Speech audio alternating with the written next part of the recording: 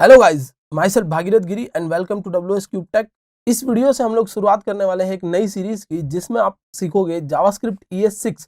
So guys, JavaScript ES6 क्या है ये मैं आपको इस वीडियो में बताने वाला हूँ, पूरा इंट्रोडक्शन देने वाला हूँ। साथ ही साथ इस सीरीज के अंदर, इस प्लेलिस्ट के अंदर आपको और भी वीडियोस मिलने वाले हैं जो आपको डिटेल में बताएंगे कि जावास्क्रिप्ट ES6 का हर एक फीचर क्या है। तो अगर आपको जावास्क्रिप्ट बेसिक आता है, यानी जावास्क्रिप्ट आपने पहले से कर रखी है, तो आप अपने आप को थोड़ा सा एडवांस करना चाहते हो, थोड़ा सा अपग्रेड करना चाहते हो जावास्क्रिप्ट के अंदर, तो आप इस सीरीज को फॉलो कर सकते हो जिसमें आप जावास्क्रिप्ट ES6 क्या है, क्यों यूज कर रहे हैं हम इसको और कौन कौन से नए फीचर्स हैं वो समझने वाले हैं। तो चलिए शुरू करते हैं इंट्रोडक्शन टू ES6 से। So guys, what is ES6? सबसे पहले दिमाग में ये क्वेश्चन आता है कि ES6 क्या है। सो गाइज, जो ES6 है उसका जो फुल फॉर्म है वो है ECMAScript 6 और ये 2015 में रिलीज हुई थी। सो आप लोगों को ये लग रहा होगा कि जो चीज 2015 में रिलीज हुई वो 2021 में कहां तक हेल्पफुल होगी। तो आई मेक श्योर कि 2021 में भी आप लोग ये रियलाइज करोगे कि जावास्क्रिप्ट का जो ये 6th वर्जन जो आया था ES6 यानी ECMAScript 6, ये आज भी चलेगा। क्यों? क्योंकि ये बहुत सारे मॉडर्न फ्रेमवर्क्स यूज करते हैं। मैं आपको और भी रीजंस दूंगा आगे वीडियोस के अंदर। नेक्स्ट चलते हैं गाइस। तो ECMAScript क्या है पहले इसको समझ लेते हैं।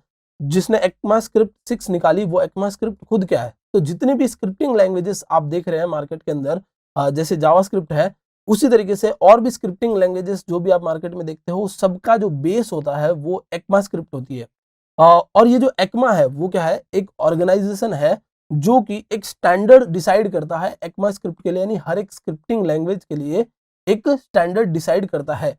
और उन्होंने ही ECMAScript 6 को रिलीज किया था 2015 के अंदर, जो आज भी 2021 में भी उतनी ही वैल्यूबल है जितनी तब थी, और अब ज्यादा वैल्यूबल है क्योंकि इसकी कंपैटिबिलिटी बहुत ज्यादा बढ़ गई है।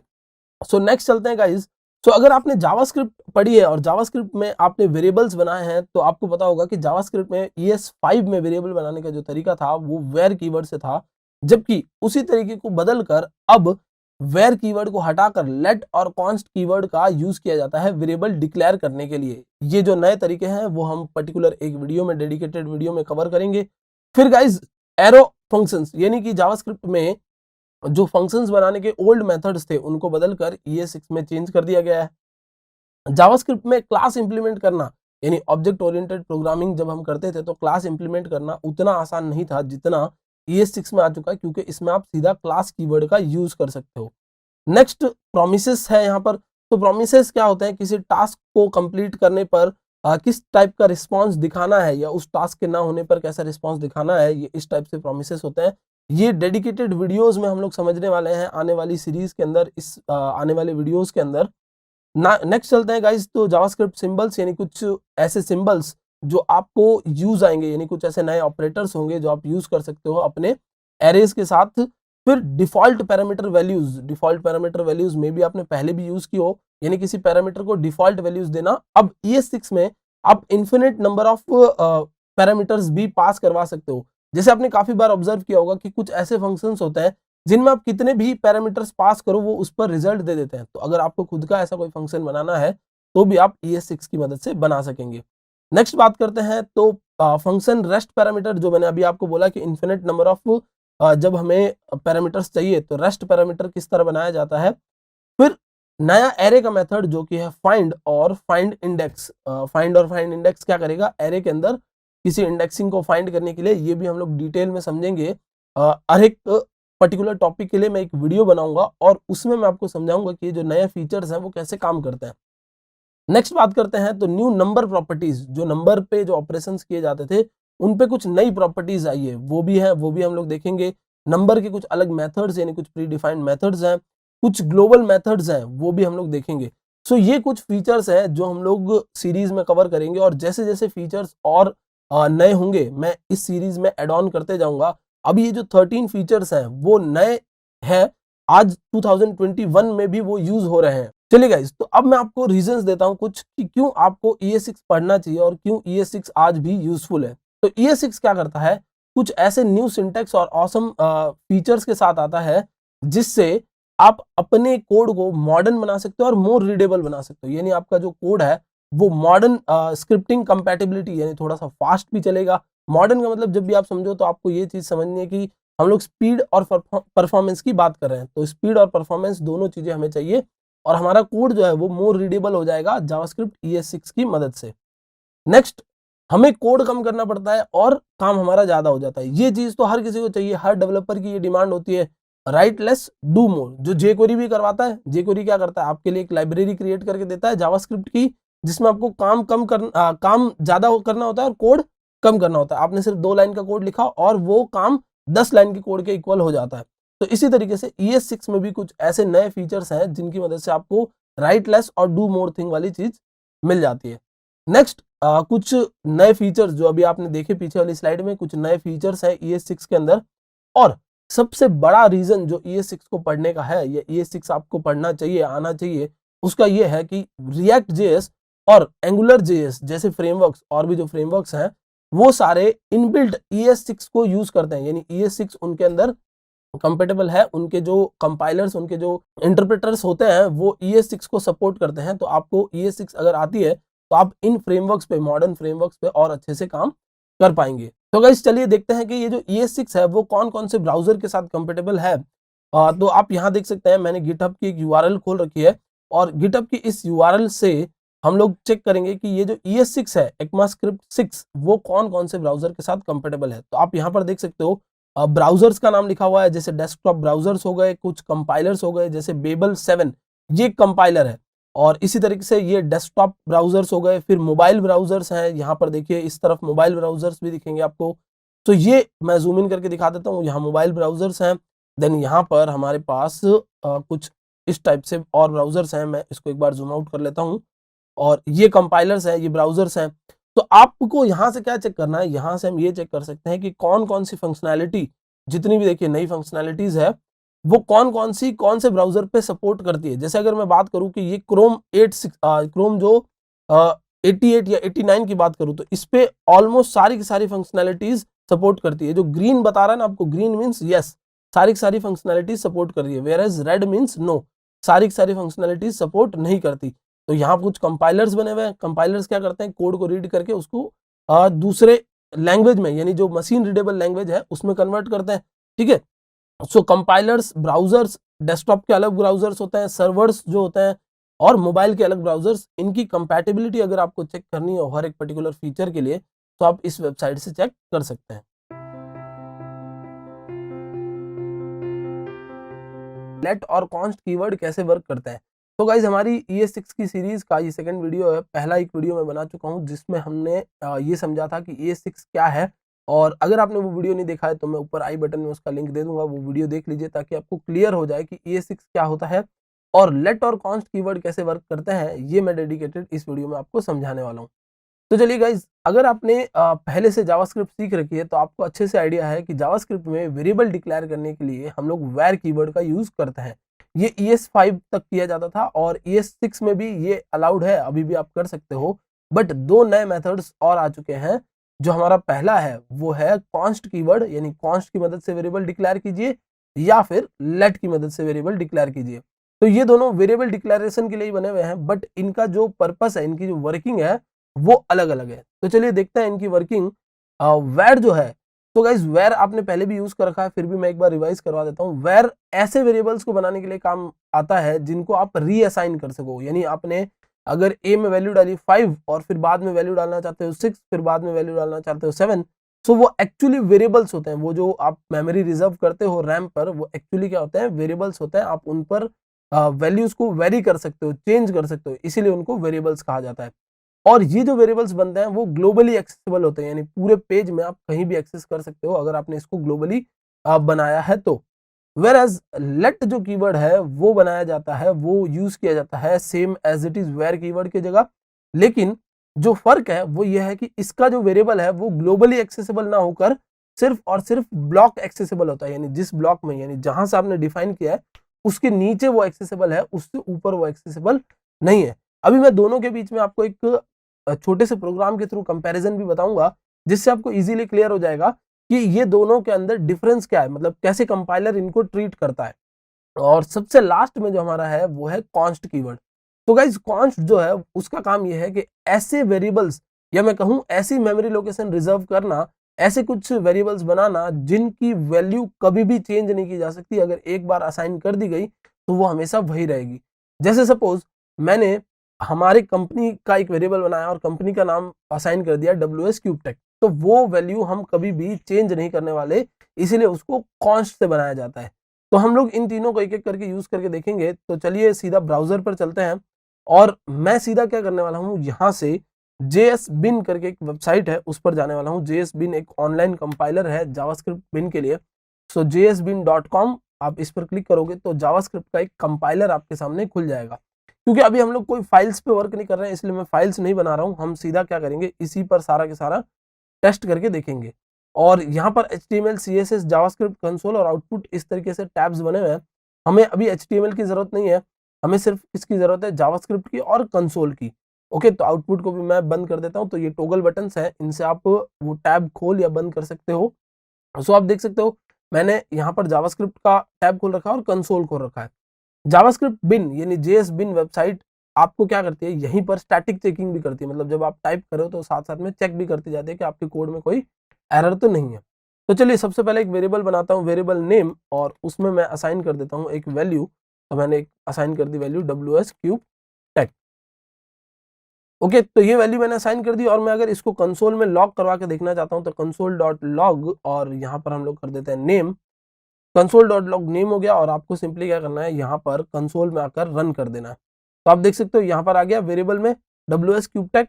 अब अगर आप इस नाम को चेंज भी करना चाहते हो सपोज, और चेंज करके कुछ और रखना चाहते हो, जैसे मैंने सपोज रख दिया यहाँ पर वाई, जस्ट एक टेस्टिंग पर्पस के लिए मैंने वाई रखा है। तो आप देखोगे कि यहाँ पर क्लियर करके मैंने रन किया तो जो नई वैल्यू है वो क्या असाइन हो चुकी है, वाई असाइन हो चुकी है। और अगर मैं ये कंसोल लॉग के बाद करता हूँ, सपोज मैंने यहाँ पर नेम के अंदर मेरा ही नाम असाइन कर दिया और ये मैंने अगर कंसोल लॉग के बाद किया है, तो इससे क्या होने वाला है, मैं वापस जब कंसोल लॉग करूंगा तो जो मेरे नेम वाला वेरिएबल है उसकी वैल्यू अपडेट हो चुकी होगी। तो सबसे पहले दिखेगा WS क्यूब, फिर दिखेगा मेरा नाम। चलिए अब क्या करते हैं हम लोग, सिंपली इसको चेंज करके वेर कीवर्ड को यहाँ से मैं कमेंट कर देता हूँ और मैं यूज करता हूँ लेट का। तो इधर मैं लगा देता हूँ लेट। ओके, तो ये हो गया लेट, ठीक है। और अब हमने क्या किया है, वेर हटा देते हैं। एक्चुअली यहाँ पर वेर की जगह लेट आना था, मैंने नेम की जगह कर दिया, तो फिर से चेंज कर लेते हैं। चलिए वेर की जगह let, let name is equal to WS cube. तो मैंने WS क्यूब असाइन किया और फिर मैं इसको नेम को रीअसाइन कर रहा हूँ। तो देखिए आप क्लियर करके मैं यहाँ रन करूंगा तो same as it is output आ रहा है। लेकिन अब डिफरेंस क्या है वो आपको समझना है वेर और लेट के बीच में। तो देखिए मैं क्या करता हूं, मैंने यहाँ WS क्यूब असाइन किया हुआ है, इसको रख देता हूं, ये हटा दिया, और ये जो कंसोल लॉग है उसको मैं यहाँ ऊपर यूज करता हूँ सेम एज इट इज। मैं आपको वेर में भी करके दिखाऊंगा। तो चलिए पहले हम वेर में कर लेते हैं। मैं इसको कर देता हूँ कमेंट आउट, और वेर में क्या करता हूँ, मैं ये सारा के सारा अनकमेंट करके ये जो सेकेंड असाइनिंग है वो हटा देता हूँ और ऊपर करता हूँ कंसोल डॉट लॉग। कंसोल में लॉग किया हमने और नेम, ठीक है। चलिए तो कंसोल लॉग नेम कर दिया हमने और मैं यहाँ क्लियर करके रन करता हूँ। तो आप देखिए ये क्या बता रहा है, JSBin आउटपुट, ठीक है। यानी आपने कुछ भी वैल्यू नहीं डाली थी, बट ये एक रैंडम सी वैल्यू पिक करके यहाँ पर दिखा रहा है JSBin आउटपुट कंसोल लॉग में, और फिर बाद में क्या कर रहा है, WS क्यूब असाइन कर रहा है। वेरस अगर यही चीज हम लोग ट्राई करते हैं हमारे लेट कीवर्ड के साथ, तो ये कैसे वर्क करेगा ये समझना आपको। तो देखिए रन किया मैंने और ये बोल रहा है reference error, name cannot be access before initialisation. So where क्या करते हो आप, वेयर को जब असाइन करते हो कहीं पर भी इनिशियलाइज या डिक्लेयर करते हो, उसके ऊपर भी यूज करते हो तो उसमें एक रैंडम सी वैल्यू चली जाती है, या आप कह सकते हो अनडिफाइंड चला जाता है। बट लेट में ऐसा नहीं होता। लेट में अगर आपने कोई वेरिएबल बनाया है तो अगर आप पहले उसको यूज करना चाहते हो तो वो रेफरेंस एरर क्रिएट करके दे देता है। ये एक फायदा होता है। इससे क्या है, आपके कोड में कोई भी आप ऐसा कोई बग नहीं छोड़ देते हो जिसमें आपने वेरिएबल यूज तो किया बट उसको आपने कभी डिक्लेयर या असाइन किया ही नहीं था। सो चलिए ये तो बात हो गई हमारे यहाँ तक की लेट और वेर की। अब बात करते हैं हम लोग कॉन्स्ट की। तो मैंने यहाँ पर const name is equal to, फिर से मैंने लिखा WS क्यूब टेक, और अब मैंने क्या किया, एक कांस्टेंट वेरिएबल बनाया, यानी मैंने कांस्टेंट मेमोरी स्पेस रिजर्व की है। ज़्यादा टेक्निकली हम लोग इस तरीके से समझ सकते हैं, क्योंकि वेरिएबल्स का मतलब तो एक्चुअली वेरी करने वाले होते हैं। तो हमने क्या किया, ऐसी मेमोरी स्पेस रिजर्व की है जो कांस्टेंट होगी। तो देखिए यहाँ कंसोल लॉग किया और WS क्यूब आ रहा है। अब मैं क्या करता हूँ, यहाँ पर नेम में मेरा नाम लिखकर इसको रीअसाइन करने की कोशिश करता हूँ। मैंने अपना नाम लिखा और रीअसाइन करने की अगर मैं कोशिश करूंगा तो आप देख पाओगे यहाँ पर फिर से मैं कर देता हूँ कंसोल में लॉग और console.log नेम को मैं फिर से यहाँ पर लाना चाहता हूँ। अगर ये वेर या लेट होता तो क्या करता, जो नया नाम आया है उसको भी कंसोल लॉग कर देता, बट ये क्या करेगा, क्लियर एंड रन करने पर ये एक एरर देगा। और एरर क्या देगा, assign to constant variables are not possible. आप अगर कांस्टेंट वेरिएबल कोई बनाते हो तो उस पर रीअसाइनिंग पॉसिबल नहीं है। तो सबसे पहला तो जो था आउटपुट वो सही आया, दूसरे में क्या आ रहा है, एरर आ रहा है। तो एक बार मैं क्विक रिवीजन दे देता हूँ गाइज आपको। वेर और लेट सेम तरीके से काम करते हैं, बस उनके जो स्कोप प्रोवाइड करने का तरीका होता है वो बस डिफरेंट होता है। वेयर एज कॉन्स्ट कैसे वर्क करता है, कॉन्स्ट में आपने एक बार अगर कोई वैल्यू असाइन कर दी तो आप उसको रीअसाइन नहीं कर सकते।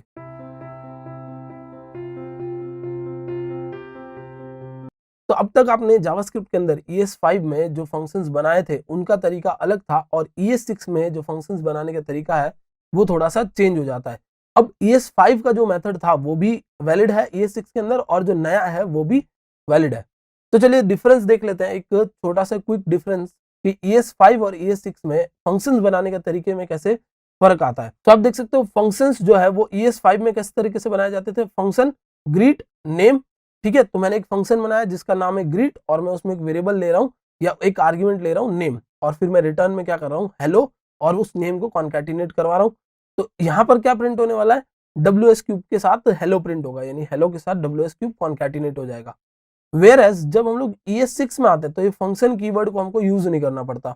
हम क्या करते हैं, एक यहाँ पर वेरिएबल लेते हैं और उस वेरिएबल के अंदर एक फंक्शन बनाते हैं। तो वेरिएबल में लेट लिया ग्रीट इज इक्वल टू, और वहां पर हमें जो आर्ग्यूमेंट चाहिए तो इस तरीके से आप पैरेंथेसिस लगा के आर्ग्यूमेंट ले लेंगे, देन एरो लेके फंक्शन की बॉडी बनाएंगे। अब इसमें और भी तरीके होते हैं, एरो फंक्शन के अंदर और भी मेथड्स होते हैं, और भी अलग अलग वेज होते हैं, वो मैं अभी आपको प्रैक्टिकली इंप्लीमेंट करके दिखाऊंगा। तो चलिए चलते हैं ब्राउजर पर, और jsbin.com पर मैं आपको ये सारी चीजें टेस्ट करके दिखा रहा हूँ। मैंने पिछले एक वीडियो में भी ये टेस्ट करके दिखाया था, और पिछले एक वीडियो में हमने डिस्कस किया था लेट और कॉन्स्ट कीवर्ड को। तो अगर आपने पिछला वीडियो नहीं देखा है तो मैं ऊपर आई बटन में उसका लिंक दे दूंगा, आप वो वीडियो भी देख लीजिए। और हम लोग क्या करते हैं, फंक्शन नाम से कीवर्ड बनाते हैं, फंक्शन नाम के कीवर्ड से एक फंक्शन बनाते हैं, सपोज ग्रीट। और ग्रीट का काम क्या होगा, किसी यूजर को ग्रीट करना। तो उस यूजर का नाम आपको भेजना पड़ेगा, तो आप यहाँ से नाम भेजोगे और यहाँ पर आप रिटर्न करोगे क्या, उस यूजर के नाम के साथ हेलो। तो मैंने कर दिया hello, then concatenate and name, okay. और मैं आपको इसको कंसोल में लॉग करवा कर दिखा देता हूँ। ग्रीट में मैंने पास किया सपोज WS³ टैग, तो ये हो गया WS³ टैग। और इससे क्या होने वाला है, हमारा फंक्शन कॉल होगा, और फंक्शन में जो भी हमने फंक्शनैलिटी दिखाई है, जो भी फंक्शनैलिटी जैसे हेलो के साथ नेम को कॉन्कैटिनेट करना है, तो वो आ जाएगा। तो देखिए मैंने रन किया और हेलो WS³ आ रहा है। मैं थोड़ा सा यहाँ स्पेस दे देता हूँ, क्लियर एंड रन अगेन। तो आप देख रहे हो हेलो WS³ आ रहा है। अब इसी चीज को हम लोग बनाना चाहते हैं ES6 में, ठीक है। तो मैं इसको लिख देता हूँ यहाँ पर कि ये ES5 मेथड है, और अब इसको भी मैं कमेंट कर लेता हूँ एक बार, और हम लोग अब ES6 से बनाना देखते हैं। तो ES6 में बनाने के लिए सबसे पहले हम क्या करेंगे, लेट कीवर्ड का यूज करेंगे। आप लेट या कॉन्स्ट यूज कर सकते हो, मे बी आप हो सकता है कि उस नाम का फंक्शन रीअसाइन कभी ना करना चाहो तो आप कॉन्स्ट का भी यूज कर सकते हो। कॉन्स्ट का यूज क्या होता है, कॉन्स्टेंट बनाने के लिए। तो आपने बोला कॉन्स्ट ग्रीट, और ग्रीट में आपने इक्वल्स टू लगाया, देन आपने यूज किया पैरेंथेसिस को। पैरेंथेसिस क्या बताता है कि यहाँ से फंक्शन की शुरुआत हो रही है, और देन आपने एरो ऑपरेटर बनाकर फंक्शन की बॉडी को इस तरीके से करली ब्रैकेट्स में डिफाइन कर दिया, ओके। तो ये तरीका है हमारा एरो फंक्शंस को बनाने का। फंक्शन का नाम ये रहेगा, यहाँ पैरामीटर्स आएंगे, और ये फंक्शन की बॉडी होगी। और एरो फंक्शन इसी के लिए कहा जाता है क्योंकि आप इसको एरो से डिफाइन करते हो। और सेम एज इट इज चाहिए मुझे, तो मैं यहाँ ले लेता हूँ रिटर्न, और नेम आपको क्या करना पड़ेगा, इधर भेजना पड़ेगा, फंक्शन कॉलिंग के टाइम भेजना पड़ेगा नेम। और एक चीज आपको ध्यान रखनी है कि आप जब फंक्शंस बनाते हो, एरो फंक्शन जब बनाते हो, तो आप उसको सेमीकोलन से टर्मिनेट भी करो, क्योंकि ये एक तरीके से आप क्या कर रहे हो, वेरिएबल ही बना रहे हो, ठीक है। फिर इसको वापस कंसोल में लॉक करके देख लेते हैं। जैसे मैंने ऊपर कंसोल लॉक किया था वैसे कि वैसे मैं यहाँ कंसोल लॉक कर लेता हूँ, क्लियर एंड रन अगेन। तो आप देखोगे हेलो WS³ आ रहा है, और मैं सपोज हेलो देयर ये लिख देता हूँ इसके साथ, तो हेलो देयर WS³ ये भी लिखा हुआ आएगा। तो ये मैंने इसीलिए चेंज किया ताकि आप समझ सको कि ये फंक्शन नहीं कॉल हो रहा है, ये वाला फंक्शन कॉल हो रहा है जो हमने ES6 से बनाया था।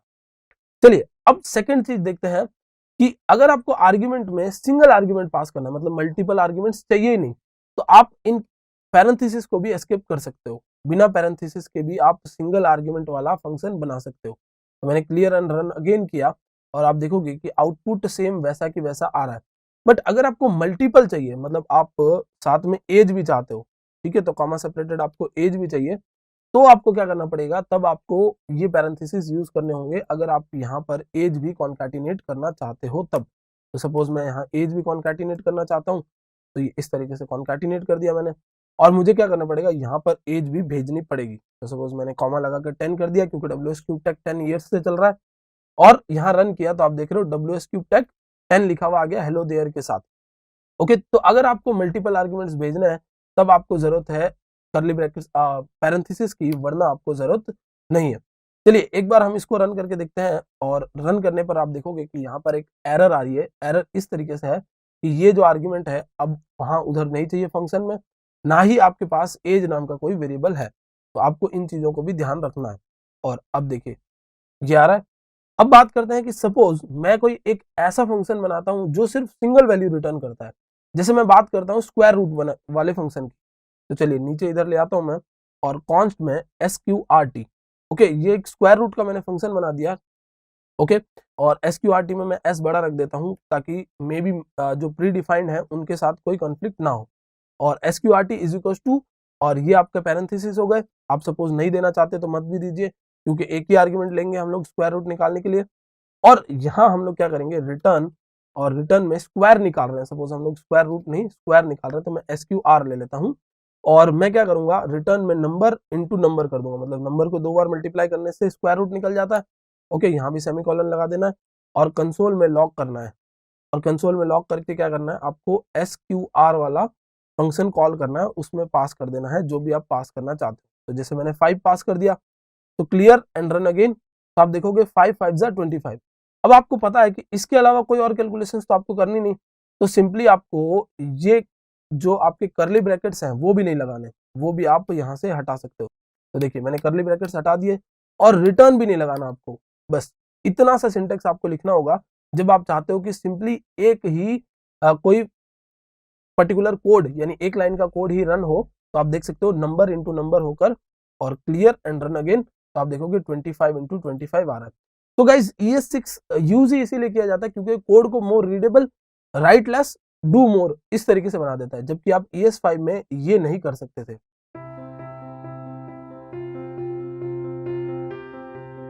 एरो फंक्शन के अंदर दिस कीवर्ड का यूज कैसे किया जाता है, और एरो फंक्शन हम लोग यूज क्यों करें जब हमारे पास ट्रेडिशनल फंक्शन कीवर्ड से फंक्शन बनाने का तरीका ऑलरेडी था। तो गाइज इस चीज को इंप्लीमेंट करने के लिए मैं क्या करूंगा, सिंपली एक पहले फंक्शन बनाऊंगा, एक पहले ऑब्जेक्ट बना लेता हूं, और उस ऑब्जेक्ट के अंदर हम लोग क्या करेंगे, एक फंक्शन बनाएंगे, और फिर इस चीज को समझेंगे। तो चलिए मैंने एक कॉन्स्ट करके पर्सन नाम का एक ऑब्जेक्ट बना लिया, और इस ऑब्जेक्ट में हम लोग समझने वाले हैं। तो यहाँ पर मैं क्या करता हूँ, एक फंक्शन बना देता हूँ सिंपली टेस्ट नाम से। ओके, और ये टेस्ट नाम का फंक्शन जो है, इस फंक्शन के अंदर हम लोग क्या करेंगे, कंसोल डॉट लॉग करेंगे। तो कंसोल में लॉग करेंगे, और कंसोल में क्या करेंगे, इस दिस को लॉग करेंगे। ओके, सो आपको अगर दिस का आइडिया है तो आपको ये ऑलरेडी पता होना चाहिए कि दिस जो है वो क्या करता है, जहां पर कॉल होता है उस ऑब्जेक्ट का रेफरेंस बनता है, या उस पर्टिकुलर फंक्शन का रेफरेंस बन जाता है। ओके गाइस, तो ये कंसोल लॉग में मैंने दिस किया है, और हम क्या करेंगे, अब हम यहाँ पर इस पर्सन डॉट टेस्ट को कॉल करवा देते हैं। ओके, तो पर्सन डॉट टेस्ट को मैंने कॉल कर दिया, और अब मैं ब्राउजर पर अगर मैं देखूं तो रिफ्रेश करके मैं यहाँ पर कंसोल में आया, तो कंसोल में हम लोग देख सकते हैं कि ये एक ऑब्जेक्ट दे रहा है मुझे। आप देख सकते हो इस टाइप का एक ऑब्जेक्ट है, और ऑब्जेक्ट के अंदर ये क्या बता रहा है, टेस्ट फंक्शन, यानी जो दिस आया है उसने क्या किया है, एक ऑब्जेक्ट दिया है, और उसमें ये टेस्ट को रेफर कर रहा है। तो दिस क्या करता है, जहां पर कॉल होता है उसको रेफर करता है। ओके, चलिए तो मैं क्या करता हूँ, यहाँ पर सेट टाइम आउट का यूज करता हूँ, और सेट टाइम आउट क्या करेगा, कुछ सेकंड्स के बाद किसी फंक्शन को, किसी कॉल बैक को एग्जीक्यूट करेगा। तो मैंने यहाँ पर फंक्शन कीवर्ड का यूज किया, और एक फंक्शन बना दिया, और मैं यहाँ पर कॉमा सेपरेटेड 2000 लिख देता हूँ। यानी मैं यहाँ क्या बात कर रहा हूँ, मैं बात कर रहा हूँ 2 सेकेंड्स की, 2000 यानी 2 सेकेंड्स की बात कर रहे हैं हम। और यहाँ पर मैं अब कंसोल में फिर से लॉक करवाता हूँ, और इस बार भी मैं क्या करूँगा, दिस कर दूंगा। ओके गाइस, तो मैंने कंसोल में दिस कर दिया और रिफ्रेश किया, तो आप तो आप देख सकते हो, आप 2 सेकंड वेट करने के बाद कुछ इस टाइप से ये ऑब्जेक्ट बन के आया है, और ये जो ऑब्जेक्ट है वो किसको रेफर कर रहा है, विंडो को रेफर कर रहा है। यानी कि अब अगर आपको दिस यूज करना था इस टेस्ट वाले फंक्शन का, तो आप उसको यूज नहीं कर सकते। आपको क्या करना पड़ेगा, बाहर से एक वेरिएबल बना के लाना पड़ेगा। जैसे मैंने वेरिएबल बना दिया सेल्फ, और self is equal to this. Okay, तो मैंने क्या किया, बाहर जो वेरिएबल बनाया है सेट टाइम आउट के बाहर, उसमें सेल्फ नाम के वेरिएबल में दिस डाला है। और अगर मुझे अब इस फंक्शन का दिस यूज करना है तो मुझे सेल्फ नाम का वेरिएबल यूज करना पड़ेगा। और अब आपको रिफ्रेश करके मैं दिखाऊं तो 2 सेकेंड्स के बाद फिर से ये किसको रेफर करेगा, उस फंक्शन को रेफर करेगा। ओके गाइस, तो इस चीज से ओवरकम करने के लिए, मतलब मुझे अगर दिस यूज करना है और मुझे इस सेट टाइम आउट के दिस की तो कोई जरूरत ही नहीं थी, मुझे जरूरत किसकी थी, इस टेस्ट वाले फंक्शन के दिस की। तो इस चीज को अगर इंप्लीमेंट करना है तो हम लोग क्या कर सकते हैं, हम लोग फंक्शन जो है वो एरो की मदद से बना सकते हैं, यानी एरो फंक्शंस बना सकते हैं। अब ये जो तरीका था ये ट्रेडिशनल ES5 का तरीका था, यानी ES5 तक ऐसे काम होता था। अब ES6 में जो काम करने का तरीका है वो थोड़ा सा बदल जाएगा। आपको क्या करना पड़ेगा, यहाँ पर एरो फंक्शन लगाना होगा। तो अगर आपको एरो फंक्शन का बिल्कुल भी आइडिया ना हो तो मैं आई बटन में एक लिंक दे दूंगा, उसमें से आप जाकर देख सकते हो कि एरो फंक्शन कैसे बनाए जाते हैं। और मैं यहाँ पर लिख देता हूँ दिस। ओके गाइस, तो ये एरो फंक्शन, और एरो फंक्शन में मैंने कंसोल लॉग में दिस लिखा है। और अब आप डिफरेंस देखना, एरो फंक्शन के अंदर जब ये 2 सेकंड्स के बाद दिस को प्रिंट करेगा या कंसोल लॉग करेगा, तो ये इस बार किसको रेफर कर रहा है, टेस्ट को ही रेफर कर रहा है। अगर हम लोगों का एरो फंक्शन नहीं होता है तो ये कैसे रेफर करता है, तो चलिए मैं एक और सेट टाइम आउट बना देता हूँ, 2 सेट टाइम आउट रख देते हैं, और इसमें मैं एक फंक्शन रख देता हूँ और उसमें मैंने एक एरो फंक्शन रखा हुआ है। ओके गाइस, तो ये फंक्शन और वो एक एरो फंक्शन। तो अब डिफरेंस देखिए दोनों के अंदर, 2000 मिली सेकेंड्स के बाद ये पहले वाले को दिखा रहा है और ये दूसरे वाले को दिखा रहा है। जो पहले वाले को दिखा रहा है वो किसको रेफर कर रहा है, वो इस टेस्ट को रेफर कर रहा है, और जो दूसरा वाला दिखा रहा है वो किसको रेफर कर रहा है, इस सेट टाइम आउट को, यानी विंडो ऑब्जेक्ट को रेफर कर रहा है।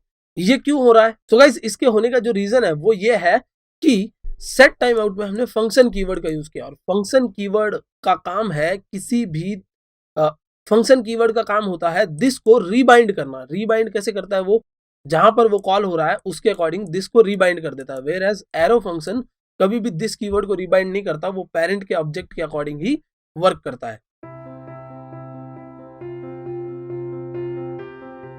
ES6 में टेम्पलेट लिटरल्स किस तरीके से यूज किए जाते हैं, तो गाइज आप लोगों ने कई बार इस चीज को यूज किया होगा जावास्क्रिप्ट के अंदर। जावास्क्रिप्ट पढ़ते टाइम आपने सीखा भी होगा कि किसी भी वेरिएबल को स्ट्रिंग के साथ यूज करने के लिए उसको कॉन्कैटिनेट करना पड़ता है। और इसी तरीके से अगर हमें कोई स्ट्रिंग के अंदर न्यू कैरेक्टर लिखना है, यानी हम सिंगल कोट या डबल कोट में स्ट्रिंग लिख रहे हैं, तो हमें /n लिखना पड़ता है। बट इन सब चीजों को ओवरकम करते हुए हमारे पास ES6 के अंदर कुछ नए तरीके हैं जिससे हम लोग स्ट्रिंग को बिना कॉन्कैटिनेट किए वेरिएबल को स्ट्रिंग के अंदर ही यूज कर सकते हैं, और मल्टी लाइन अगर स्ट्रिंग हमें लिखनी हो तो भी हम लोग लिख सकते हैं। तो चलिए इस चीज को यूज करके देखते हैं, और आप एक एग्जांपल भी देख सकते हो। ES5 और ES6 के बीच में मैंने कंपैरिजन बताया हुआ है, इसी चीज को मैं यूज भी करके दिखाऊंगा आपको अभी। सो आप देख सकते हो कि मैंने एक वेरिएबल लिया है जिसमें मैंने WS क्यूब टैग लिखा हुआ है, देन मैंने एक स्ट्रिंग बनाई है जो कंसोल में लॉक की गई है, welcome to WS cube tag, have a nice day, ये मैं लिखना चाहता था। तो जो नाम है ना वो मैंने फेच करवा के रखा है इस वेरिएबल के अंदर, वो वेरिएबल जो है वो मैंने उधर फेच करवाया है इन बिटवीन। अब यही चीज अगर मुझे करनी होती ES6 में, तो ES6 में मैं किस तरीके से कर सकता हूँ, वेलकम टू, और यहाँ पर जो आप ये देख रहे हो, ये जो हम लोग ना सिंगल कोट ना डबल कोट, ये हम लोग एक टिल्ट का सिंबल यूज कर रहे हैं। ये टिल्ट का सिंबल आपको कहाँ मिलेगा, तो आपके कीबोर्ड के टैब और एस्केप की के जस्ट बीच में ये टिल्ट का सिंबल आपको मिलेगा। और इसको यूज करते हुए, ये एक ऑपरेटर है जिसको यूज करते हुए आप स्ट्रिंग बना सकते हो, और वो स्ट्रिंग मल्टी लाइन की हो सकती है, साथ ही साथ उसके अंदर आप वेरिएबल्स को भी फेच कर सकते हो। तो वेलकम टू, फिर हमने डॉलर लगाकर कर्ली ब्रैकेट्स के अंदर वेरिएबल का नाम लिखा है। तो इस तरीके से हमने क्या किया, हमने बिना कॉन्कैटिनेशन के वेरिएबल को फेच करवा दिया एक स्ट्रिंग के अंदर ही।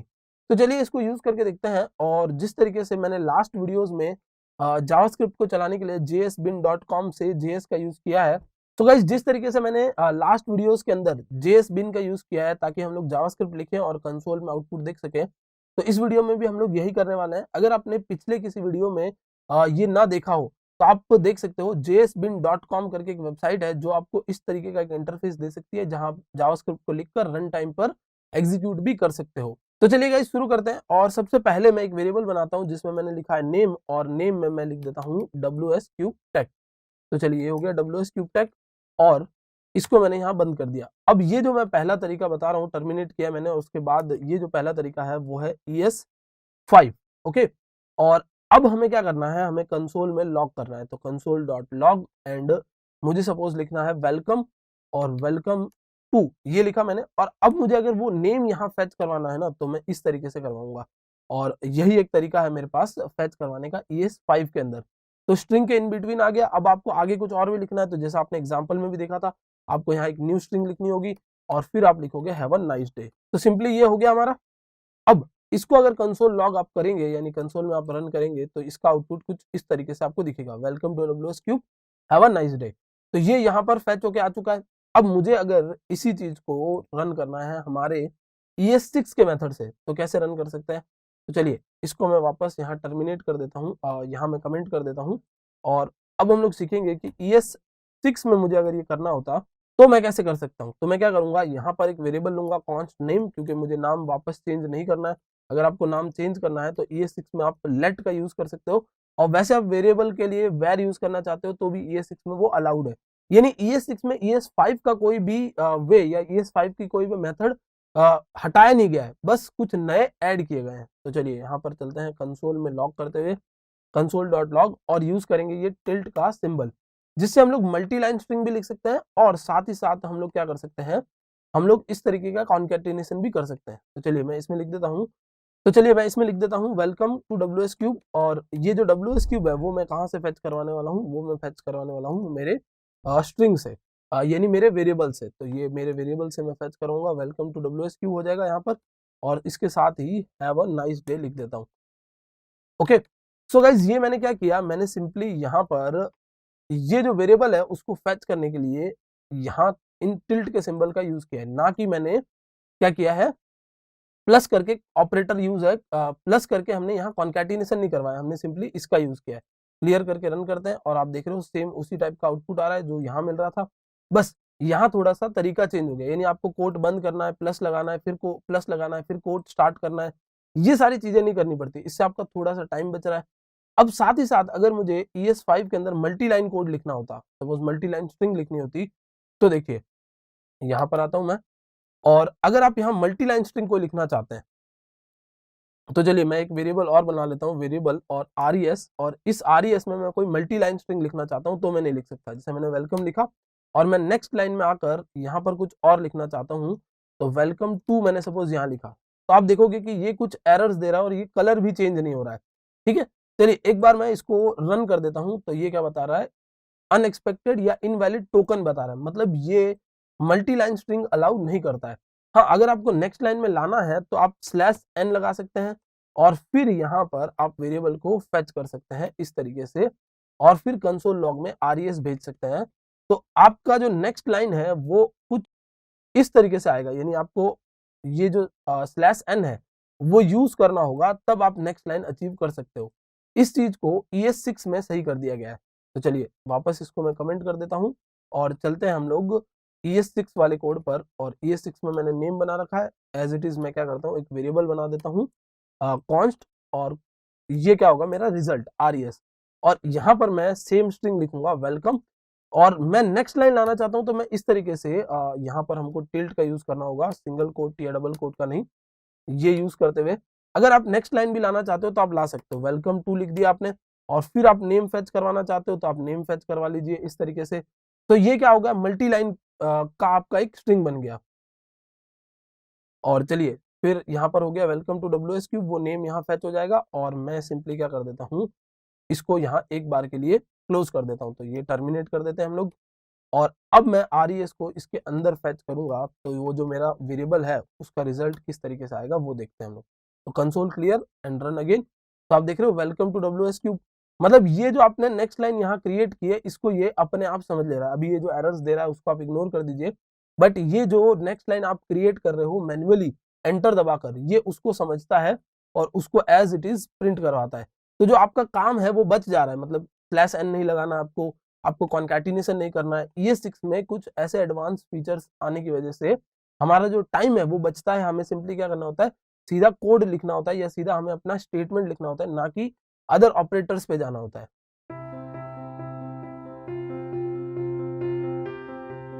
Array and object distracting in ES6, यानी जावास्क्रिप्ट ES6 की मदद से आप एरे और ऑब्जेक्ट को कैसे डिस्ट्रक्ट करोगे, और एरे और ऑब्जेक्ट डिस्ट्रक्टिंग क्या होता है पहले मैं आपको ये समझा देता हूँ। तो गाइस, जब भी आप एक एरे बनाते हो या ऑब्जेक्ट बनाते हो और उसके अंदर का जो डेटा है, उसके अंदर जो एलिमेंट्स है या उसके अंदर जो की वैल्यूज है, उनको आप किसी लोकल वेरिएबल में स्टोर करना चाहते हो तो किस तरीके से कर सकते हो, ये होता है डिस्ट्रक्टिंग। तो चलिए एक एग्जांपल के साथ समझ लेते हैं। आप देख सकते हो स्क्रीन पर, यहाँ पर हमने ES5 में कैसे काम करते थे वो लिखा हुआ है, और ES6 में कैसे काम करते हैं ये लिखा हुआ है। तो गाइज, ES5 के अंदर क्या होता था, आप एक वेरिएबल बना रहे हो जिसमें एक ऑब्जेक्ट है, नेम, कॉन्टेक्ट और ईमेल उसकी कीज हैं और उनकी कुछ पर्टिकुलर वैल्यूज है। अब उन वैल्यूज को आप अपने वेरिएबल्स में निकालना चाहते हो तो कुछ इस तरीके से निकालना पड़ता था। हर एक वेरिएबल के लिए आपको details dot name, details dot contact और डिटेल्स डॉट ईमेल इस तरीके से सेपरेट निकालना पड़ता था। बट अब हमें अगर सेपरेट नहीं निकालना है और एक ही बार में निकालना चाहते हैं, यानी कोड को थोड़ा सा रिड्यूस करना है, काम थोड़ा फास्ट करना है, तो ES6 में इसी काम को करने के लिए आपको सिंपली क्या करना होगा, आपने डिटेल्स नाम का एक ऑब्जेक्ट तो रखा है रेडी। अब उस ऑब्जेक्ट में से आपको अगर डेटा निकालना है तो सिंपली आपको सेम नाम के वेरिएबल्स बना देने हैं। जिस नाम से उस ऑब्जेक्ट में कीज बनी हुई है उस नाम से आपको क्या करना है, वेरिएबल्स बना देने हैं और इस तरीके से कर्ली ब्रैकेट लगा देना है। सो इससे क्या होने वाला है, ये जो डिटेल्स नाम का ऑब्जेक्ट है उसमें से data as it is copy होकर उन पर्टिकुलर वेरिएबल्स में चला जाएगा। तो चलिए इसको प्रैक्टिकली इंप्लीमेंट करके देखते हैं, और मैं यहाँ पर jsbin.com यूज कर रहा हूँ। ये एक वेबसाइट है जो जावास्क्रिप्ट का कोड आपको रन टाइम पर एग्जीक्यूट कर आपको आउटपुट दिखाती है। तो चलिए सबसे पहले मैं दिखा देता हूँ कि ES5 के अंदर हम लोग कैसे काम करते थे। तो ES5 में मैंने एक वेरिएबल बनाया सपोज डिटेल्स नाम का, और डिटेल्स नाम के वेरिएबल्स में मैं सपोज कुछ डिटेल डालना चाहता हूँ। तो जैसे मैंने नाम ले लिया किसी यूजर का, या कुछ भी आप नेम ले सकते हो, तो मैं यहाँ पर एक ये नाम ले लेता हूँ। फिर मैंने सपोज ले लिया कॉन्टैक्ट, तो कॉन्टैक्ट में मैं रैंडम कॉन्टैक्ट नंबर्स डाल देता हूँ। और फिर मैं सपोज ईमेल ले लेता हूँ, जैसा हमने अभी देखा था उसी टाइप से हम लोग एग्जाम्पल ले रहे हैं, info@wsqtech.com। ओके, तो गाइज ये हमने 3 यहाँ पर ले लिए हैं, और अब मैं क्या चाहता हूँ, मैं इनको लोकल वेरिएबल में स्टोर करना चाहता हूँ। जैसे नाम से एक नाम के लिए नेम नाम का एक वेरिएबल ले लिया, और मैंने डिटेल्स डॉट नेम को क्या किया है, इसमें यूज कर लिया है। ओके, नेक्स्ट हम लोग क्या करेंगे, एक वेरिएबल बना देते हैं कॉन्टैक्ट, और कॉन्टैक्ट के अंदर मैं कॉन्टैक्ट वाला डेटा स्टोर करना चाहता हूँ, तो डिटेल्स और डॉट कॉन्टैक्ट मैंने नाम दे दिया। और एज इट इज अगर मैं स्टोर करना चाहता हूँ मेरे ईमेल वाले डेटा को, तो मैंने वेरिएबल बनाया और email is equal to details dot email कर दिया। ये तरीका है आपके ES5 का। तो ES5 में कुछ इस तरीके से आप डेटा निकाल सकते थे। और अब अगर आप इनको इंडिविजुअल कंसोल में लॉग करते हो तो ये आपको यहाँ पर जो डेटा ऑब्जेक्ट में पड़ा था वही निकाल कर दे देंगे। तो चलिए मैं कंसोल में इनको लॉक कर देता हूँ, और नेम को लॉक कर दिया मैंने, तो ये नेम हो गया। और इसी तरीके से आपको बाकी भी लॉक कर सकते हो, मैं बाकी भी यहाँ पर आपको कॉपी पेस्ट करके लॉक करके दिखा देता हूँ। ये हो गया ईमेल, और एट द एंड ये हमारा कॉन्टैक्ट। चलिए यहाँ पर मैं रन करके दिखाता हूँ, और आप देख सकते हो ये तरीका था ES5 में। अब मुझे क्या करना है, इसी चीज को ES6 में इंप्लीमेंट करना है। तो मैंने इसको कर दिया कमेंट, और यहाँ पर हम लोग ES6 में कैसे वर्क करते हैं ये समझ लेते हैं। तो ES6 में आप क्या करोगे, सबसे पहले ऑब्जेक्ट बना रहे हो तो आपने यूज किया कॉन्स्ट। तो ये हो गया कॉन्स्ट नाम से ही मैंने क्या किया, कीवर्ड यूज किया। अगर आपको कॉन्स्ट और लेट का आइडिया ना हो तो मैं आई बटन में लिंक दे दूंगा, उसमें आप जाकर देख सकते हो कि कॉन्स्ट और लेट क्या होता है। ये वेरिएबल्स बनाने की कुछ अलग मेथड्स हैं, जो हमारे पास कुछ अलग तरीके हैं जो ES6 में इंट्रोड्यूस हुए हैं। और एज इट इज ये डिटेल्स नाम का मैं ऑब्जेक्ट ले लेता हूँ यहाँ पर पूरा पूरा। तो ये डिटेल्स नाम का ऑब्जेक्ट आ गया, और ये बाकी का कोड अनकमेंट कर दिया हमने। और अब आप देख सकते हो कि डिटेल्स नाम का एक ऑब्जेक्ट है। अब मुझे क्या करना है, इसी तरीके से 3 वेरिएबल्स बनाने हैं, और इन 3 वेरिएबल्स को बनाने के लिए आपको सिंपली क्या करना पड़ेगा, यहाँ पर सपोज आपने लेट किया, और लेट में नेम नाम से एक वेरिएबल होगा, कॉन्टेक्ट नाम का एक वेरिएबल होगा, और ईमेल नाम का एक वेरिएबल होगा। ये 3 वेरिएबल्स आपने डिसाइड कर लिए। तो अब आपको अगर इनकी वैल्यूज असाइन करनी है, यानी आपको क्या करना है, ऑब्जेक्ट में से वेरिएबल में वैल्यू असाइन करनी है, तो आपको हर एक को इंडिविजुअल असाइनिंग नहीं करनी पड़ेगी। आप सिंपली क्या करो, यहाँ पर पूरा की पूरा डिटेल्स लिख दो। ES6 अपने आप इसको क्या करेगा, नेम को वेरिएबल के साथ कंपेयर कर कर डेटा को इस तरीके से असाइन कर देगा, अपने आप ही इस तरीके से डेटा को असाइन कर देगा। और एट द एंड हम लोग अगर वापस कंसोल में लॉग करते हैं इस चीज को, तो चलिए मैं आपको कंसोल लॉग करके दिखा देता हूँ तीनों वेरिएबल्स को। तो ये मैंने कंसोल लॉग लगा दिया और वापस मैं यहाँ क्लियर एंड रन करता हूँ, तो आप देख सकते हो सेम एज इट इज मेरे पास इंफॉर्मेशन आ रही है। यानी जो आउटपुट है उसमें कुछ भी चेंज नहीं आ रहा है, सिंपली चेंज किस में आ रहा है, हमारे काम करने के तरीके में। तो मैंने क्या किया है, यहाँ पर 3 लाइन के कोड को रिड्यूस करके 1 लाइन में कर दिया है। और इसीलिए ES6 क्या करता है, आपके कोड को रिड्यूस करके आपके काम को फास्ट कर देता है, right less and do more. अब सपोज आपको लगता है कि मुझे ये वेरिएबल का डेटा तो चाहिए, बट मुझे जो नेम है उसको किसी और नाम से लाना है। तो किसी और नाम से लाना चाहते हो आप, तो सिंपली आप यहाँ पर कंपनी का नाम है तो मैं यहाँ पर लिख देता हूँ कंपनी अंडरस्कोर नेम। तो इस नाम से मैंने एक वेरिएबल बना दिया। अब सपोज ये वेरिएबल आप यूज करना चाहते हो तो ये वेरिएबल यूज कर सकते हो। यहाँ क्या किया हमने, नेम के आगे कॉलन लगाया है और हम क्या बोल रहे हैं कि जब ऑब्जेक्ट में से डेटा आए ना, तो नेम नाम का जो भी हो उसको किस में असाइन कर देना है, कंपनी अंडरस्कोर नेम के अंदर। तो कॉलन लगाकर आप बता रहे हो कि नेम नाम की की वाले को कॉलन से जो आगे लिखा हुआ है कंपनी अंडरस्कोर नेम उसमें असाइन कर देना है। Let's clear and run again. तो आप देख सकते हो WS क्यूब फिर से दिखा रहा है, क्योंकि इस बार वेरिएबल हमने खुद डिसाइड किया। पिछली बार वेरिएबल कैसे डिसाइड हो रहा था, वहां कीज के नेम के अकॉर्डिंग। अब आप वेरिएबल खुद भी डिसाइड करना चाहते हो तो आप कॉलन लगा सकते हो। एज इट इज अगर मुझे एरे यूज करना होता तो एरे को कैसे यूज कर सकता था मैं, तो चलिए इस चीज को भी समझ लेते हैं। तो मैंने कॉन्स्ट बनाया और एक एरे बना दिया और इस एरे में मैं कुछ वैल्यूज डाल देता हूँ। जैसे मैंने सपोज A डाल दिया और B C, इस टाइप से 2-3 वैल्यूज मैं डाल देता हूँ। अगर मुझे एक एक करके डेटा निकालना होता ES5 के अंदर तो मैं कैसे निकाल सकता था, वो मैं आपको यहाँ लिख के दिखा देता हूँ। तो ES5 में डेटा निकालने का तरीका कुछ इस तरीके से होता कि वेरिएबल और वैल्यू 1, सपोज V1 यानी वैल्यू 1 अगर मुझे निकालनी है तो ARR के ऊपर 0th की वाला डेटा मुझे चाहिए। इस तरीके से क्या हो जाता, पहला डेटा आ जाता। मैं कंसोल में लॉग करके आपको दिखा देता हूँ कि V1 में क्या आ रहा है हमारे पास, और फिर से यहाँ क्लियर करके रन अगेन। तो देख रहे हो V1 में A आ रहा है। इसी तरीके से V2, V3 और V4 तक आप वेरिएबल्स बना सकते हो, जितना डेटा है उतने वेरिएबल्स बना सकते हो। बट हम क्या कर रहे हैं, हम यूज कर रहे हैं इसको हमारे ES6 की मदद से। तो ES6 की मदद से अगर आप यूज करना चाहते हो तो इस तरीके से आपको काम करना होगा। ES6 में हम क्या करेंगे, सिंपली यहाँ पर लेट करके सपोज जितने भी वेरिएबल्स बनाने हैं उनको यहाँ पर हम लोग स्क्वायर ब्रैकेट्स के अंदर रखेंगे, और जितनी कीज है उतने वेरिएबल या जितनी वैल्यूज है उतने वेरिएबल, तो 4 वेरिएबल्स बना देते हैं। तो चलिए यहाँ पर हो गया V1, V2, V3 and V4, and इसके इक्वल टू में आपको क्या असाइन कर देना है, ARR असाइन कर देना है। तो इस तरीके से क्या होगा, ES6 में एरे और ऑब्जेक्ट डिस्ट्रक्टिंग कुछ इस टाइप से होती है। यानी जो एरे होता है वो अपने आप डेटा वहां पर असाइन कर देता है, ऑब्जेक्ट भी अपने आप डेटा असाइन कर देता है अगर आपने इस टाइप के सिंटेक्स का यूज किया है। चलिए कंसोल में इसको लॉग करके दिखाता हूं मैं आपको, console.log एंड V1। ठीक है, कंसोल में V1 हमने लॉग कर दिया और एज इट इज मैं 2 वेरिएबल्स और 3 वेरिएबल्स जो हमारे बने हैं वो और मैं लॉग करवा के दिखा देता हूं आपको। तो यहाँ पर मैंने किया क्लियर एंड रन अगेन।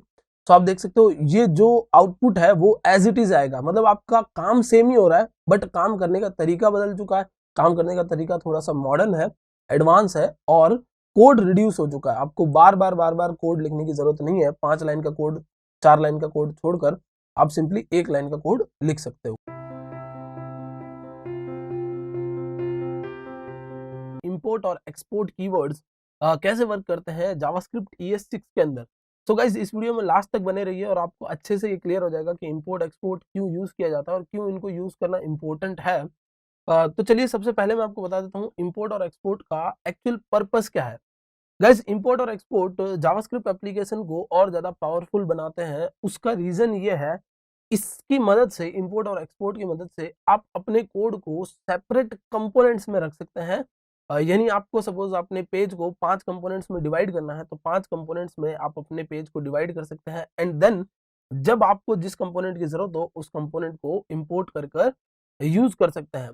तो कंपोनेंट्स में डिवाइड होने की वजह से क्या होता है कि आपका कोड जो है वो रीयूजेबल बन जाता है। सपोज मैं बात करता हूँ फेसबुक की, और फेसबुक पे अगर कोई हमारा एक कंपोनेंट बना हुआ है जिसपे फीड्स दिखेंगे, ओके, सो वो कंपोनेंट वैसे ही रहना है हमेशा, उस पर फीड्स दिखना है, नीचे लाइक शेयर्स और कमेंट का ऑप्शन दिखना है और कमेंट सेक्शन दिखना है। अब उसमें चेंज क्या होना है, तो चेंज होना है वहां का डेटा।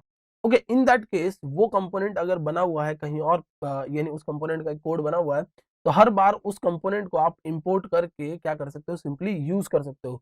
और जहां पर आपने वो कंपोनेंट बनाया है वहां से आपको उसको एक्सपोर्ट करना होता है। तो जैसे हम लोग रियल लाइफ में ट्रेड करते हैं उसी तरीके से होता है, कहीं जहां पर कोई पर्टिकुलर आइटम बन रहा है वो वहां से एक्सपोर्ट होता है, और जहां उसकी जरूरत होती है वहां पर उसको इंपोर्ट किया जाता है। तो गाइस कुछ इसी तरीके से काम करता है एक्सपोर्ट और इंपोर्ट। तो चलिए मैं आपको एक इंपोर्ट और एक्सपोर्ट की वर्किंग दिखाता हूँ। सपोज हमारे पास एक फाइल है utility.js, ये एक नॉर्मल सी कोई जावास्क्रिप्ट की फाइल है, और एज इट इज हमारे पास एक और फाइल है library.js। तो दो फाइल्स हो गई हमारे पास जावास्क्रिप्ट की। अब इसको हमको क्या करना है, main.js के साथ अटैच करना है। अब समझ लीजिए कि utility.js में जो कोड है वो मेरे काम का है, तो मुझे क्या करना है, उसको main.js में यूज करना है।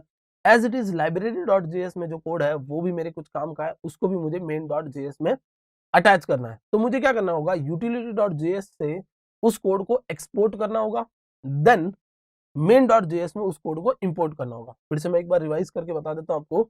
utility.js से उसको एक्सपोर्ट करना होगा और main.js में उसे इंपोर्ट करना होगा। एज इट इज library.js से हमें क्या करना होगा, उस पर्टिकुलर कोड को जो भी हमें यूज करना है उसको एक्सपोर्ट करना होगा। एज इट इज हमें इंपोर्ट करना होगा main.js के अंदर, यानी दो आपके कंपोनेंट्स और वो एक जगह कहीं पर मर्ज होकर काम आ रहा है। तो इसी चीज को अभी हम लोग प्रैक्टिकली इंप्लीमेंट करके देखेंगे।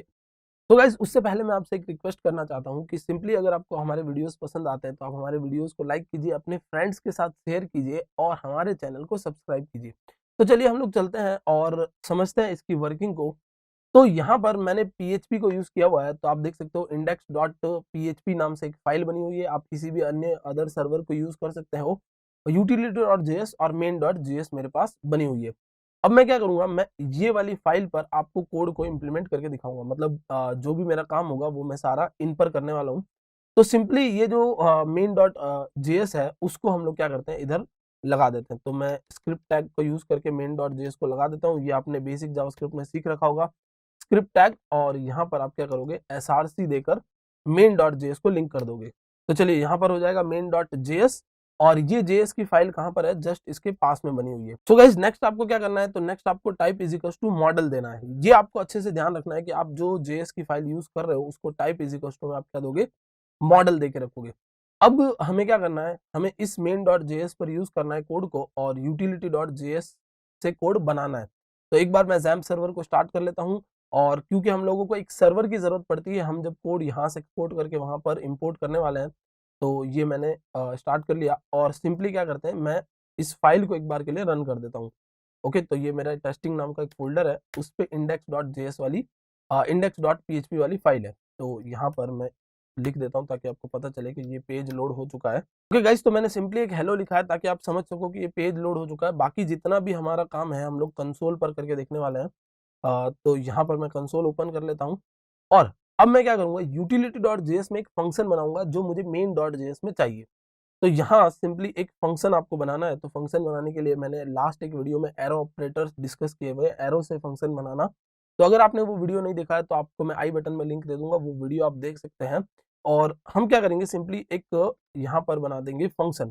तो मैंने यहाँ पर करा एक्सपोर्ट, और एक्सपोर्ट में फंक्शन का नाम।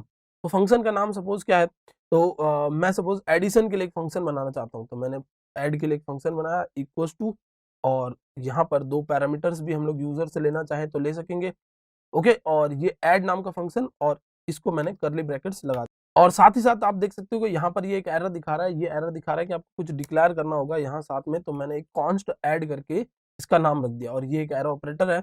और इसमें हम क्या करेंगे, दो वेरिएबल्स लेंगे यूजर से, ए और बी। अभी मैं एक सिंपल से एग्जाम्पल के साथ आपको समझा रहा हूँ, इसमें आप और भी कुछ बना सकते हैं। और हम क्या करेंगे, रिटर्न ए प्लस बी कर देंगे। तो ये हो गया सिंपली रिटर्न ए प्लस बी। ओके, और यूजर हमको दो वैल्यूज देगा, और इसको हम लोग यूज करने वाले हैं एडिशन के लिए। ठीक है, चलिए यहाँ पर आ जाते हैं main.js पे, और इसमें आपको क्या करना होगा, इसमें आपको इंपोर्ट करना होगा। ठीक है, तो चलिए मैं इंपोर्ट कर लेता हूँ। इंपोर्ट में आपको करली ब्रैकेट्स में लिखना होगा कौन सा फंक्शन आपको इंपोर्ट करना है और कहाँ से इंपोर्ट करना है। तो आपको मैं एक बार डायरेक्टरी स्ट्रक्चर दिखा देता हूँ कि किस तरीके से बना हुआ है। तो इसको मैं डायरेक्टरी में ओपन करके दिखा देता हूँ। तो गाइस आप देख सकते हैं एक फोल्डर है, और इस फोल्डर के अंदर यहाँ पर index.php है, main.js है और utility.js है। अब मुझे क्या करना है, मुझे ये जो utility.js है इससे एक्सपोर्ट करके यहाँ इंपोर्ट करना है। तो आपको सबसे पहले लगाना है main.js में ./ यानी अपने फोल्डर से बाहर चले जाओ और फिर utility.js नाम लिख देना है। ओके, तो ये क्या करेगा, अपने फोल्डर से बाहर चला जाएगा। ./ क्या करता है, अपने फोल्डर से बाहर चला जाता है और इस जगह पर आ जाएगा, और इस जगह पर आकर हमें क्या चाहिए, ऐड को इंपोर्ट करना है। अब सिंपली हम क्या करेंगे, यूजर से सपोज अगर वैल्यू लेना चाहते हैं तो यूजर से भी ले सकते हो। अभी मैं सिंपली दो यहाँ पर वेरिएबल बना देता हूँ, const x is equal to और 5 लिख दिया, और const y is equal to यहाँ पर एक और वैल्यू ले लेता हूँ 6, 5 6 7 कुछ भी ले सकते हो आप। और हम अब यूज करने वाले हैं ऐड को, तो ऐड को कॉल कर दें सिंपल, और x y हमने पास कर दिया। ठीक है, चलिए x y मैं इधर पास कर देता हूँ, और ये जो भी रिजल्ट मुझे देगा उसको मैं कंसोल में लॉग करके आपको दिखा देता हूँ। तो इधर कर देते हैं console.log। ओके गाइस, तो ये कंसोल लॉग हो गया, और अब हमने क्या किया हुआ है, सिंपली ये यहाँ पर हमारे main.js को कॉल किया हुआ है। तो आप देखिए ये एक छोटा सा कंपोनेंट हो गया, utility.js में एक फंक्शन बनाया, उसको एक्सपोर्ट किया और यहाँ पर उसको इंपोर्ट कर दिया हमने, और index.js में index.php में यूज करें। तो चलिए एक बार यहाँ पर आता हूँ मैं और रिफ्रेश करता हूँ वापस आकर कोड पर मेरे।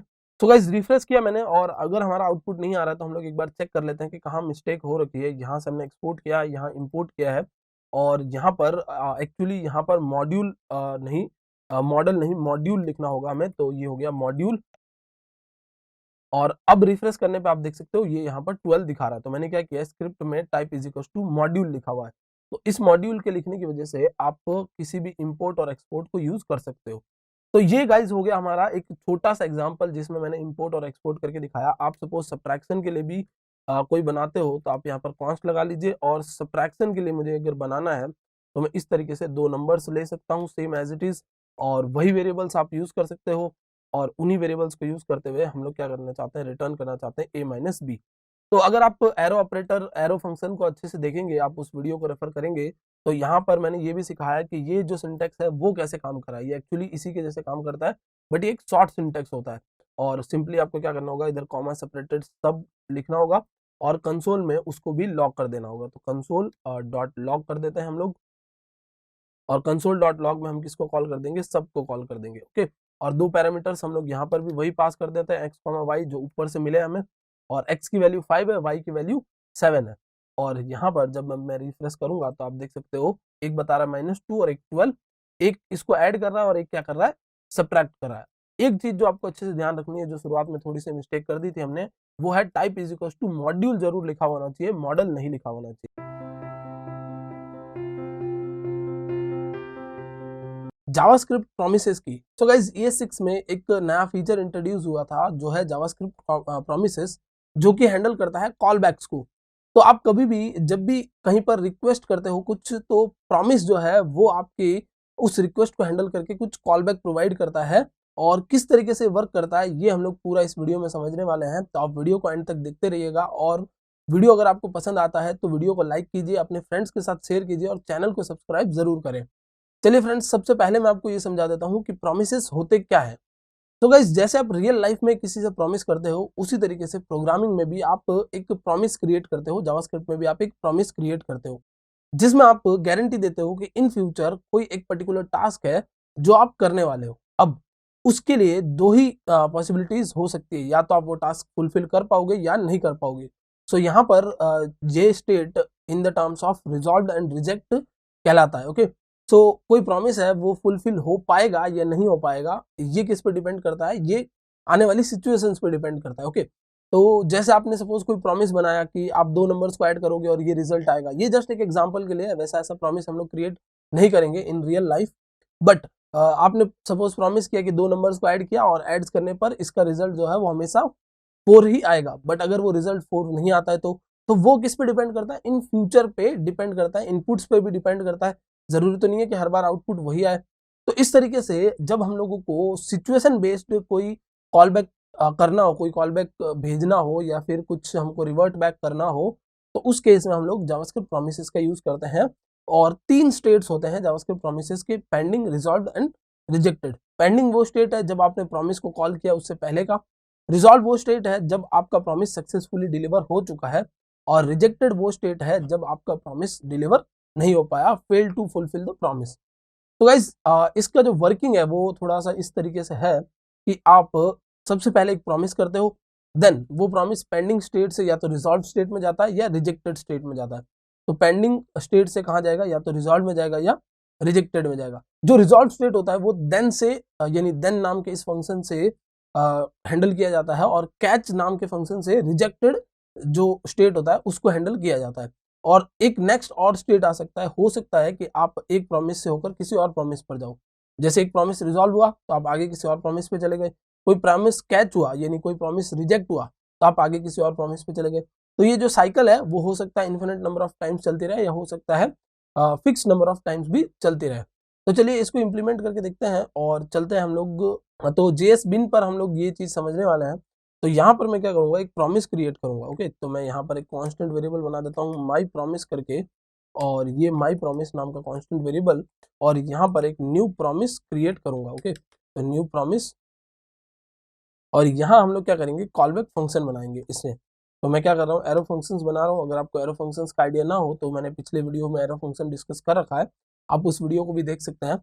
और यहाँ आपको दो वेरिएबल्स डिफाइन करने होंगे। ओके, तो रिजेक्ट नाम के, रिजेक्ट के लिए मैं रिजेक्टेड या रिजेक्ट नाम से वेरिएबल बना सकता हूँ, और रिजॉल्व के लिए रिजॉल्व नाम से वेरिएबल बना देता हूँ। ओके, पहले हम लोग रिजॉल्व को ही ले लेते हैं। तो मैं ये ले लेता हूँ रिजॉल्व, और दूसरा ले लेता हूँ रिजेक्ट। ओके, तो पहले मैंने रिजॉल्व लिया, दूसरा रिजेक्ट लिया। आप रिजॉल्व भी ले सकते हो और रिजेक्टेड भी ले सकते हो, इस तरीके से भी आप काम कर सकते हो। ओके, तो अब आप क्या चाहते हो, आप चाहते हो कि जब ये प्रॉमिस कॉल हो तो कोई पर्टिकुलर कंडीशन जो है वो फुलफिल होनी चाहिए। जैसे मैंने क्या किया, दो कॉन्स्टेंट वेरिएबल बनाए जिसमें a इज इक्वल टू 5 है और b इज इक्वल टू 6 है। तो दो वेरिएबल्स हो गए। मैं बोलता हूँ कि जब a और b प्लस होंगे तो वो c में जाएंगे। तो ठीक है, चलिए मैंने a और b को प्लस करके c में डाल दिया। हमने क्या किया, हमने चेक किया इफ c इक्वल टू 4, जो c है वो क्या है, 4 है, ट्रिपल इक्वल टू 4।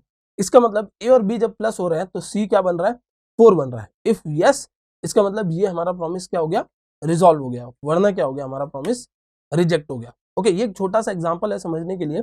अब रिजॉल्व जब प्रॉमिस हो गया तो क्या करना है हम लोगों को, यहाँ पर रिजॉल्व नाम का एक फंक्शन कॉल कर देना है। जिस नाम से आपने यहाँ पर आर्ग्यूमेंट बनाया था उसी नाम से आपको एक फंक्शन बना देना है, और इसमें आपको वो स्टेटमेंट पास करना है या वो चीजें पास करनी है जो आप रिवर्ट बैक करना चाहते हो, कॉल बैक में देना चाहते हो। तो मैं यहाँ पर क्या पास करना चाहता हूँ, तो मैं ये यूज करना चाहता हूँ टेम्पलेट लिटरल्स, और इनमें मैं पास करूंगा यस, मतलब मैं बताऊंगा कि हाँ जो a और b है वो दोनों मिलाकर a एंड b, या मैं लिख देता हूँ a plus b is equal to 4। हाँ, a और b मिलाकर क्या बनते हैं, 4 बनते हैं। ठीक है, ये जस्ट मैंने एक एग्जाम्पल के लिए लिखा हुआ है। और फिर एल्स में हम लोग क्या कर सकते हैं, तो एल्स में हम लोग एक रिजेक्टेड नाम का फंक्शन जो हमने वहां पर वेरिएबल बनाया था उस नाम से एक फंक्शन कॉल कर सकते हैं, और इसके अंदर हम लोग क्या करेंगे, नो, और वही चीज सेम उधर लिखवा देंगे, ये इज नॉट इक्वल टू 4। हम लोग क्या कर देंगे, a plus b not equal to 4 हो रहा है। और a प्लस बी क्या है गाइज, a प्लस बी वो रन टाइम पर वैल्यूज आने वाली है जो आपको नहीं पता, वो यूजर प्रोवाइड करेगा। ओके, तो ये वैल्यूज कौन सी है, रन टाइम पर आने वाली। हो गया, चलो आपका a plus b is not equal to 4। ठीक है, तो या तो a और b 4 होगा या फिर a प्लस बी 4 नहीं होगा। सो चलिए इसको भी हम लोग कॉल करके देखते हैं और देखते हैं किस तरीके से ये काम करता है। और यहाँ पर आते हैं अपन, और सबसे पहले हम लोग यहाँ एक वेरिएबल बना लेते हैं। मैं क्या करता हूँ, लेट नाम से एक वेरिएबल, और इसमें मैं स्टोर कर देता हूँ मैसेज। जो मैसेज मेरा कहाँ से आने वाला है, रिवर्ट बैक होकर आने वाला है। या आप चाहें तो इसको यहाँ से हटा भी सकते हैं। मैं इसमें नहीं स्टोर करूँगा, मैं पहले लेट नाम का एक वेरिएबल क्रिएट कर देता हूँ, और फिर मैं माई प्रॉमिस को एग्जीक्यूट करूँगा। तो माई प्रॉमिस और डॉट देन। ओके, तो माई प्रॉमिस अगर सक्सेसफुली डिलीवर हो जाता है तो यहाँ पर क्या होगा, देन एग्जीक्यूट होगा, और देन में हम लोग एक कॉल बैक चला देंगे।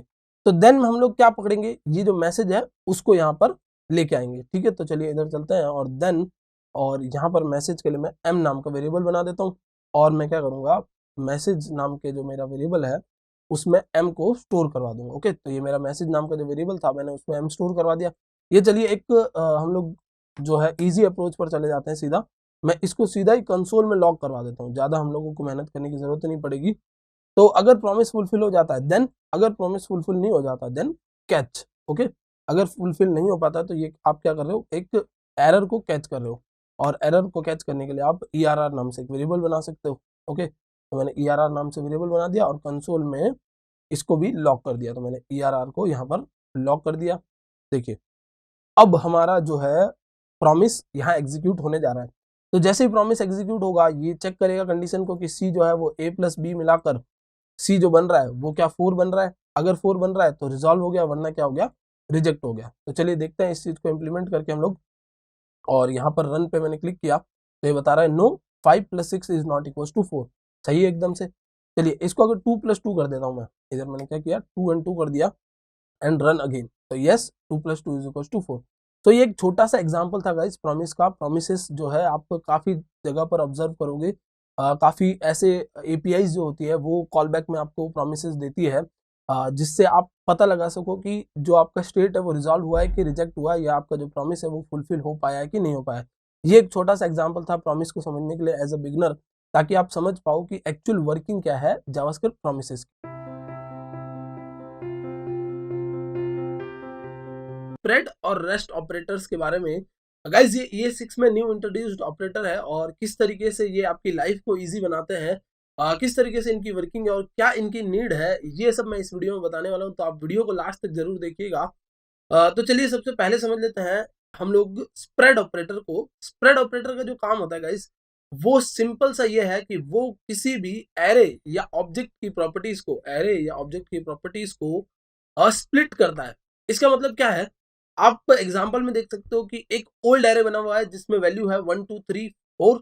ओके, मुझे क्या करना था, मुझे सिंपली एक नया एरे बनाना था जिसमें पुराने एरे की वैल्यू होनी चाहिए और नई वैल्यू भी कुछ होनी चाहिए। तो इस तरीके से आप देख सकते हो 1 2 3 4 ये पुरानी वैल्यूज, और मैं नया जो है एरे बना रहा हूँ उसमें पुरानी वैल्यूज के साथ नई वैल्यू भी होनी चाहिए।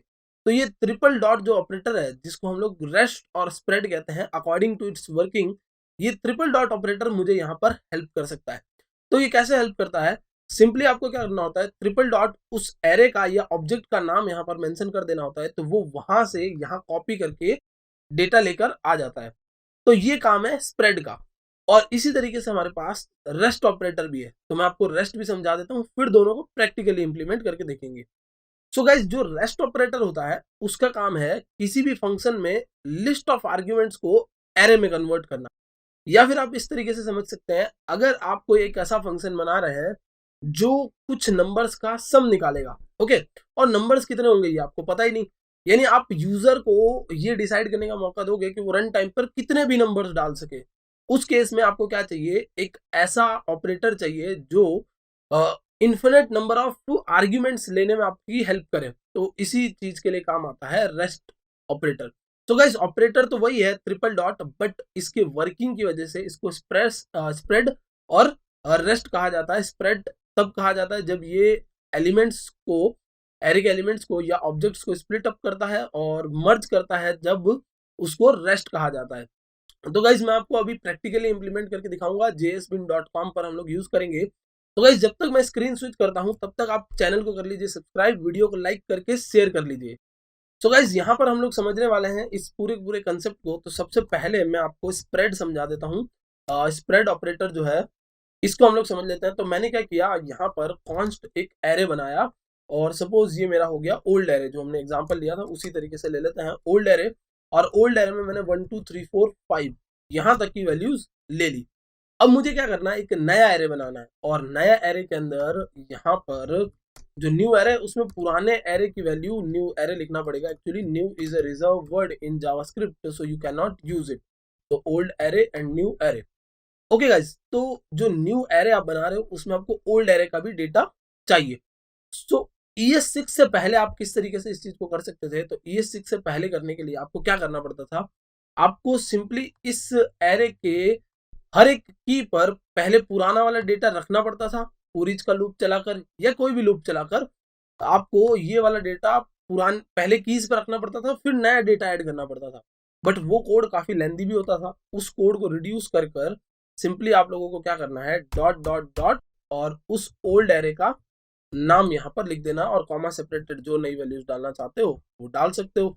तो यहाँ पर मैंने क्या किया, कुछ रैंडम वैल्यूज और डाल दी है। तो आप देख सकते हो नई वैल्यूज आ चुकी है, और ओल्ड एरे जो है वो इसके साथ एक तरीके से यहाँ पर जुड़ जाएगा, आप कह सकते हो कॉन्कैटिनेट हो जाएगा। Exactly concatenate is not a technical word for this, but हम कह सकते हैं कि जुड़ जाएगा यहाँ पर, और ये जो न्यू एरे है उसको आप देख पाएंगे। तो चलिए मैं कंसोल में इसको लॉग करवा कर दिखा देता हूँ आपको, कंसोल डॉट लॉग, और console dot log new array आप क्या करेंगे यहाँ पर क्लियर कर देंगे अगर पहले से कुछ है तो, और सिंपली यहाँ रन कर देते हैं।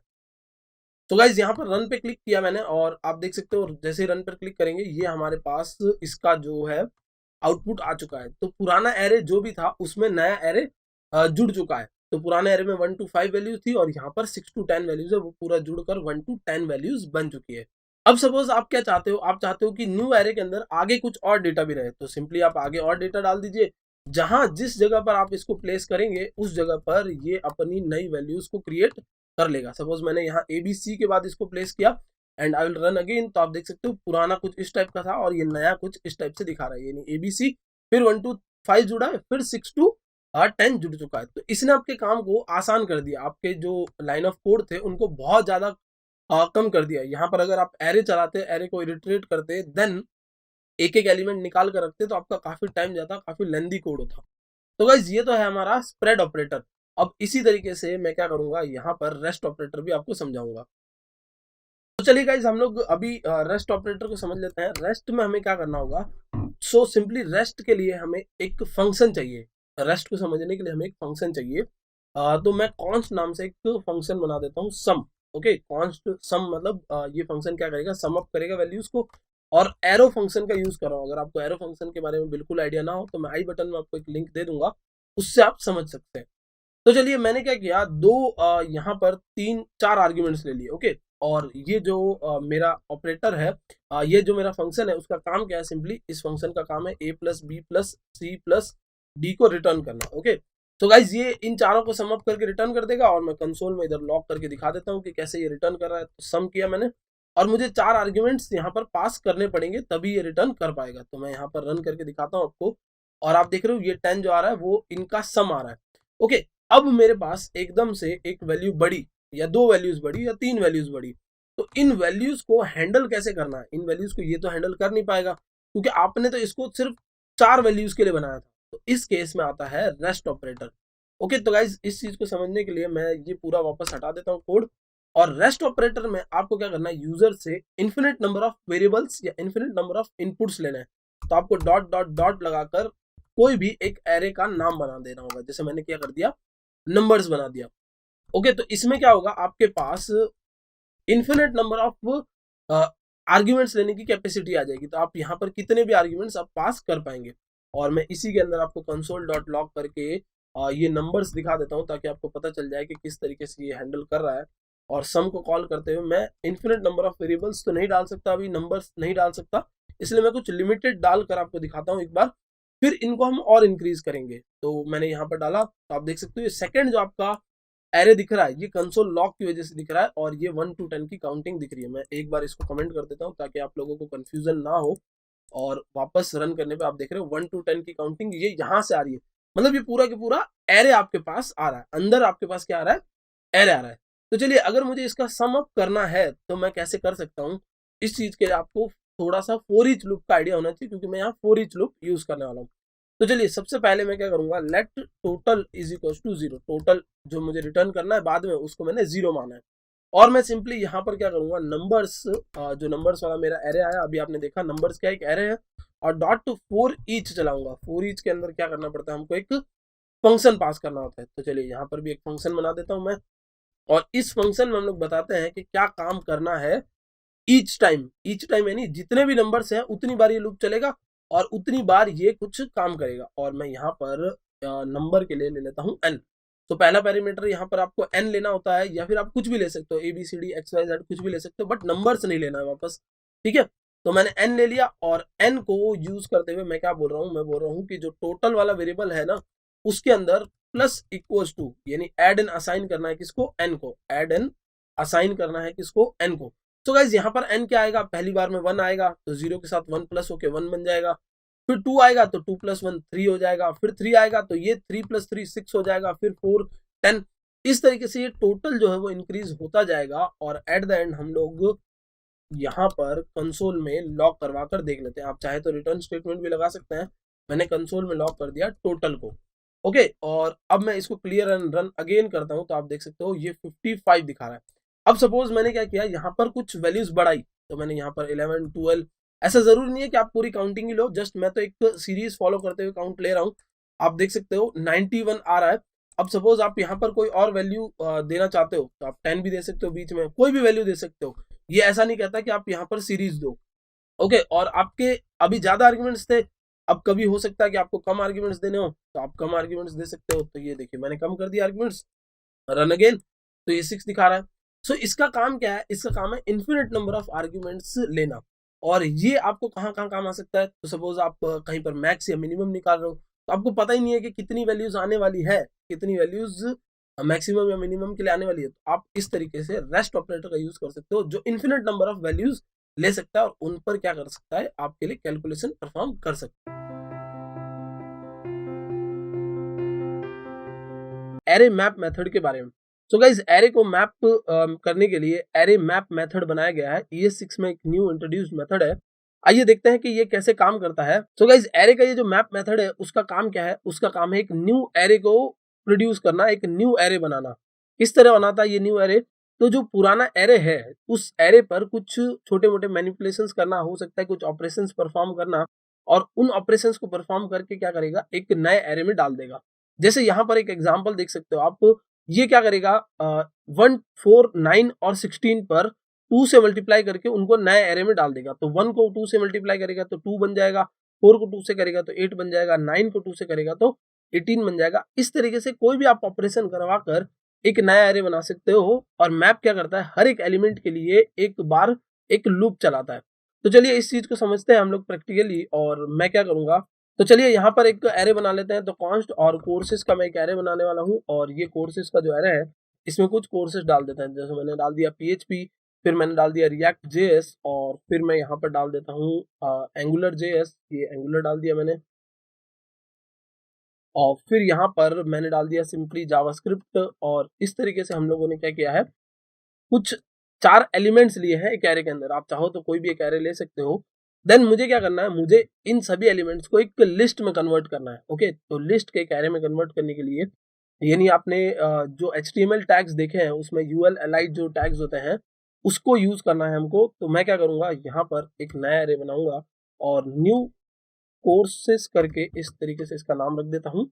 और सिंपली क्या करेंगे हम लोग, कोर्सेस वाले पर डॉट मैप चलाएंगे। ओके, तो कोर्सेस डॉट मैप, और मैप क्या करता है, एक कॉल बैक लेता है। तो आपको यहाँ पर एक कॉल बैक फंक्शन बनाना पड़ेगा। तो कॉल बैक फंक्शन बनाने के लिए मैं एरो ऑपरेटर का यूज कर रहा हूँ, और एरो की मदद से क्या करेंगे हम लोग, एक कॉल बैक फंक्शन बनाएंगे। अगर आपको एरो फंक्शन के बारे में आइडिया ना हो तो आपको मैं आई बटन में एक लिंक दे दूंगा, आप उससे एरो फंक्शन के बारे में आइडिया लगा सकते हो कि एरो फंक्शन कैसे वर्क करता है। अब गाइज ये क्या करेगा, हर एक बार हमको क्या करेगा, एक कोर्स निकाल कर देगा। तो ये सिंपली यहाँ से पहले इस पे आएगा और एक कोर्स निकाल कर देगा। तो मैं उसको C नाम के वेरिएबल में स्टोर करवा लेता हूँ। और मुझे रिटर्न क्या करना है, तो रिटर्निंग के लिए मुझे सिंपली इसको UL टैग्स के अंदर, यानी LI टैग्स के अंदर डालना है। तो चलिए इस तरीके से मैं इधर ले लेता हूँ, और वेरिएबल मेरा C हो जाएगा, और इधर मैं डाल देता हूँ LI के अंदर। ओके गाइस, तो ये क्या करने वाला है, हमारा मैप मेथड C के अंदर हर एक को स्टोर करेगा और हर एक के लिए ये रिटर्न करके इस न्यू एरे के अंदर या न्यू कोर्स के अंदर डाल देगा। तो मैं यहाँ पर कंसोल में लॉग करवा कर आपको दिखा देता हूँ, कंसोल डॉट लॉग।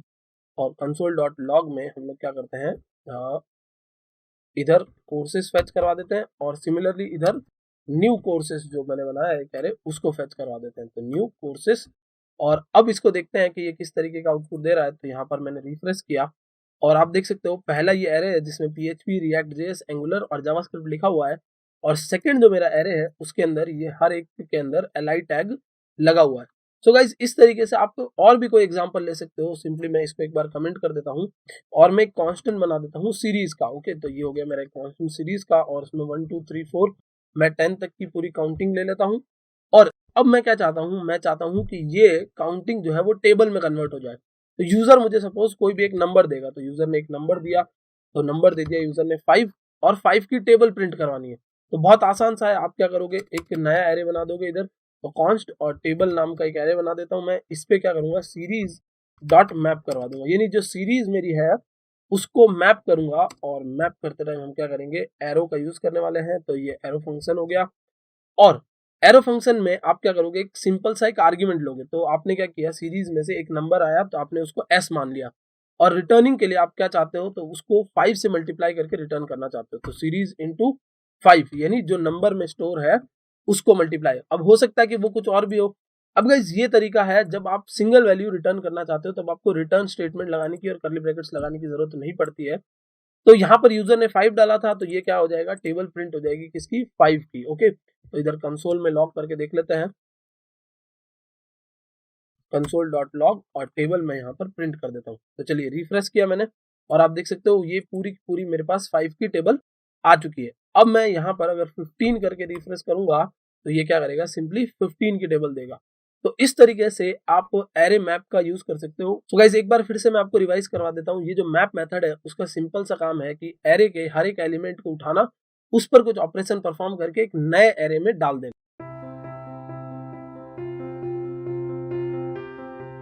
जावास्क्रिप्ट में क्लासेस कैसे यूज की जाती है। गाइस ES6 जब आया था तब क्लासेस का कंसेप्ट जावास्क्रिप्ट में आया था, उससे पहले क्लासेस का कंसेप्ट नहीं हुआ करता था जावास्क्रिप्ट के अंदर। हम सिंपली क्लासेस को किसी और तरीके से प्रोटोटाइपिंग करके बनाया करते थे।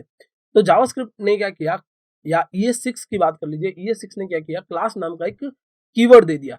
ओके, अभी भी जो बैकएंड पे जो काम हो रहा है, यानी जो पीछे की तरफ काम होता है, वो क्या करता है, प्रोटोटाइपिंग ही करता है। यानी जावास्क्रिप्ट में क्लास का कंसेप्ट आज भी नहीं डालते, वो क्लास कभी बनेगी ही नहीं। आप क्लास क्या करोगे, सिंपली कीवर्ड यूज करोगे, आप क्लासेस बनाओगे, लेकिन जब वो कोड कन्वर्ट होगा तब वो क्लासेस ना होकर नॉर्मल फंक्शंस में कन्वर्ट हो जाएगा।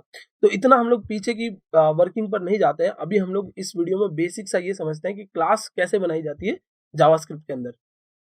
सो गाइस क्लास क्या होती है, क्लास वैसे अपने आप में बहुत बड़ा सा एक टॉपिक है ऑब्जेक्ट ओरिएंटेड प्रोग्रामिंग का, बट यहाँ पर हम लोग क्लास को यूज करते हैं टेम्पलेट क्रिएशन के लिए। यानी कि हम क्या कर रहे हैं, किसी भी ऑब्जेक्ट को क्रिएट करने के लिए एक टेम्पलेट बना रहे हैं। ओके, तो एक टेम्पलेट हो गया, और वो टेम्पलेट क्या बताएगा कि किसी ऑब्जेक्ट की क्या क्या प्रॉपर्टीज हो सकती है और क्या क्या फंक्शंस उसके अंदर हो सकते हैं। तो गाइस क्लास साथ ही साथ डेटा को एनकैप्सुलेट करते हैं। एनकैप्सुलेशन का मतलब है कि आपका डेटा जो है वो सिक्योर रहेगा, और क्लासेस एक तरीके के स्पेशल मेंबर फंक्शंस होते हैं या स्पेशल फंक्शंस होते हैं जावास्क्रिप्ट के अंदर। बाकी प्रोग्रामिंग लैंग्वेजेस में क्लासेस का कंसेप्ट होता है, बट जावास्क्रिप्ट में ये एक टाइप के स्पेशल फंक्शंस ही होते हैं। तो चलिए नेक्स्ट चलते हैं कि क्लासेस को डिक्लेयर कैसे करना है। तो गाइज ये क्लास को डिक्लेयर करने का एक सिंटेक्स लिखा हुआ है। क्लास डिक्लेयर करने के लिए आपको सिंपली उस क्लास का नाम लिखना है, देन कर्ली ब्रैकेट्स के अंदर एक कंस्ट्रक्टर बनाना है। अभी कंस्ट्रक्टर क्या होता है, कंस्ट्रक्टर वो फंक्शन होता है किसी भी क्लास का जो सबसे पहले एग्जीक्यूट होता है, और उसका काम क्या है, उसका काम है क्लास के प्रॉप्स को, यानी क्लास की प्रॉपर्टीज को इनिशियलाइज करना। क्लास की प्रॉपर्टीज यानी क्लास के जो भी वेरिएबल्स होते हैं जिसमें आप कुछ डेटा स्टोर करना चाहते हो, उनको इनिशियलाइज करना, और देन क्लास के कुछ मेथड्स होते हैं। अब गाइस जब भी आप क्लास बनाते हो, आप लोगों को ये चीज अच्छे से ध्यान रखनी है कि आप उसमें एक से ज्यादा कंस्ट्रक्टर कभी नहीं बना सकते। हर क्लास के पास सिंपली एक ही कंस्ट्रक्टर हो सकता है, एक से ज्यादा कंस्ट्रक्टर नहीं हो सकता। तो चलिए इस चीज को प्रैक्टिकली इंप्लीमेंट करके देखते हैं हम लोग। और यहाँ पर मैं एक क्लास बना देता हूँ, और ये हो गई पर्सन नाम की एक क्लास सपोज। ओके, और मैं क्या करूंगा, यहाँ कर्ली ब्रैकेट्स लेकर यहाँ एक कंस्ट्रक्टर बनाऊंगा। अब कंस्ट्रक्टर क्या करेगा, प्रॉपर्टीज को इनिशियलाइज करेगा। यानी मैं क्या चाहता हूँ कि इस पर्सन का कुछ नाम हो, तो आपको सिंपली पहले ये करना पड़ेगा, दिस डॉट नेम। ओके, तो पर्सन का नाम क्या रखना चाहते हो आप, वो आपको यहाँ सेट करना पड़ेगा। दिस डॉट एज, पर्सन की एज क्या रखना चाहते हो वो आपको यहाँ डिसाइड करनी पड़ेगी। अब आप यहाँ पर वो एजेस जो है वो स्टैटिक भी रख सकते हो और डायनामिक भी रख सकते हो। स्टैटिक रखना यानी आपने नाम खुद से सेट कर दिया, कुछ भी नाम सेट कर दिया और कुछ भी एज सेट कर दी। ओके, बट मुझे ऐसा नहीं करना, मुझे क्या करना है, कंस्ट्रक्टर की मदद से क्लास के अंदर कंस्ट्रक्टर की मदद से नाम लेके आना है कहीं से। तो मैं क्या करूंगा, यू नेम करके एक वेरिएबल बना दिया और यू एज करके एक वेरिएबल बना दिया। दो वेरिएबल्स बना दिए, और ये वेरिएबल्स और ये यहाँ पर एज जो है, यहाँ पर नाम और एज दोनों वेरिएबल्स की मदद से मैंने असाइन कर दिए। So this dot name is equal to u name, जो यूजर भेजेगा। This dot age is equal to u age, जो क्या करेगा, यूजर भेजेगा। कब भेजेगा, जब वो इस क्लास की मदद से एक ऑब्जेक्ट बनाएगा। ओके, तो चलिए मैं नेक्स्ट यहाँ पर डिटेल नाम का एक फंक्शन भी बना देता हूँ, और ये डिटेल नाम का फंक्शन सिंपली क्या करेगा, कंसोल में लॉक करेगा इसको, ये डिटेल्स को, यानी मैं यहाँ पर कुछ इस टाइप का लिखवाऊंगा, द एज ऑफ, और उस बंदे का नाम हो जाएगा द एज ऑफ और बंदे का नाम क्या है, तो दिस डॉट नेम से उस बंदे का नाम आ जाएगा इज, और यहाँ पर हम लोग यूज कर लेंगे दिस डॉट एज का। ओके, आपको यू एज और यू नेम यूज करने की जरूरत नहीं है, क्योंकि वो सिर्फ कंस्ट्रक्टर के लिए वेरिएबल्स हैं, और ये जो वेरिएबल्स हैं या फिर आप कह सकते हो ये जो प्रॉपर्टीज है वो पूरी क्लास में यूज की जा सकती है। अब चलिए एक ऑब्जेक्ट बनाते हैं हम लोग। तो मैंने क्या किया, कॉन्स्ट पी करके एक ऑब्जेक्ट बना दिया। तो const p is equal to, और आपको यहाँ पर लिखना होगा न्यू और पर्सन। ओके गाइस, तो आप न्यू पर्सन जैसे लिखोगे तो ये आपसे दो आर्ग्यूमेंट्स मांगेगा। पहला आर्ग्यूमेंट क्या है, यू नेम। ओके, तो मैं यहाँ पर नाम डाल देता हूँ WS क्यूब टैग करके। ओके, ये हो गया WS क्यूब टैग, और सेकंड इसकी एज डालनी है, तो सपोज मैं यहाँ पर 11 डाल देता हूँ। ओके, तो अब क्या हो रहा है कि हमने एक ऑब्जेक्ट जो बनाया है पी, वो क्या करेगा, ये वाला डेटा लेके जाएगा और इस डेटा के अकॉर्डिंग वर्क करेगा। तो जब भी आप p डॉट डिटेल्स कॉल करवाओगे तो ये कंसोल में क्या लॉग करेगा, the age of WS cube tag is 11। Okay, और यहाँ पर मैं ईयर्स लिखवाना चाहता हूँ तो भी ईयर्स लिखवा देता हूँ, y लिख देता हूँ सिंपली एक बार। और चलिए ब्राउजर पे चल के इसको रिफ्रेश करते हैं, तो आप देख सकते हो the age of WS cube tag is 11y। Okay guys, अब मुझे क्या करना है, सेम यही वर्किंग किसी और काम के लिए भी लेनी है, मतलब किसी और काम में भी लेनी है। तो मैं क्या कर सकता हूँ, सिंपली एक नया कंस्ट्रक्टर एक नया ऑब्जेक्ट बना सकता हूँ, और एक नए ऑब्जेक्ट में क्या कर सकता हूँ, एक अलग वैल्यूज प्रोवाइड कर सकता हूँ। जैसे मैंने एक नया ऑब्जेक्ट बनाया और नए ऑब्जेक्ट में ये मैंने अपना नाम पास कर दिया और कॉमा सेपरेटेड एज पास कर दी। ओके गाइस, तो एक पहला ऑब्जेक्ट हो गया हमारे पास जो क्या कर रहा है, इस डेटा के लिए काम कर रहा है। दूसरा ऑब्जेक्ट जो होगा वो इस डेटा के लिए काम करेगा।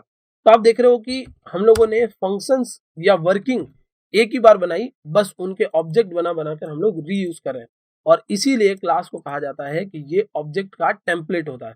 तो ठीक है, क्यू इज इक्वल टू मैंने बना दिया क्यू डॉट डिटेल्स, और यहाँ पर आकर रिफ्रेश करता हूँ तो आप देख सकते हो the age of Bhagirathi is 22y। अब सपोज मुझे दोनों में चेंज करना था, मुझे इसमें भी चेंज करना है और इसमें भी चेंज करना है। मुझे क्या करना है, y को ईयर्स करना है।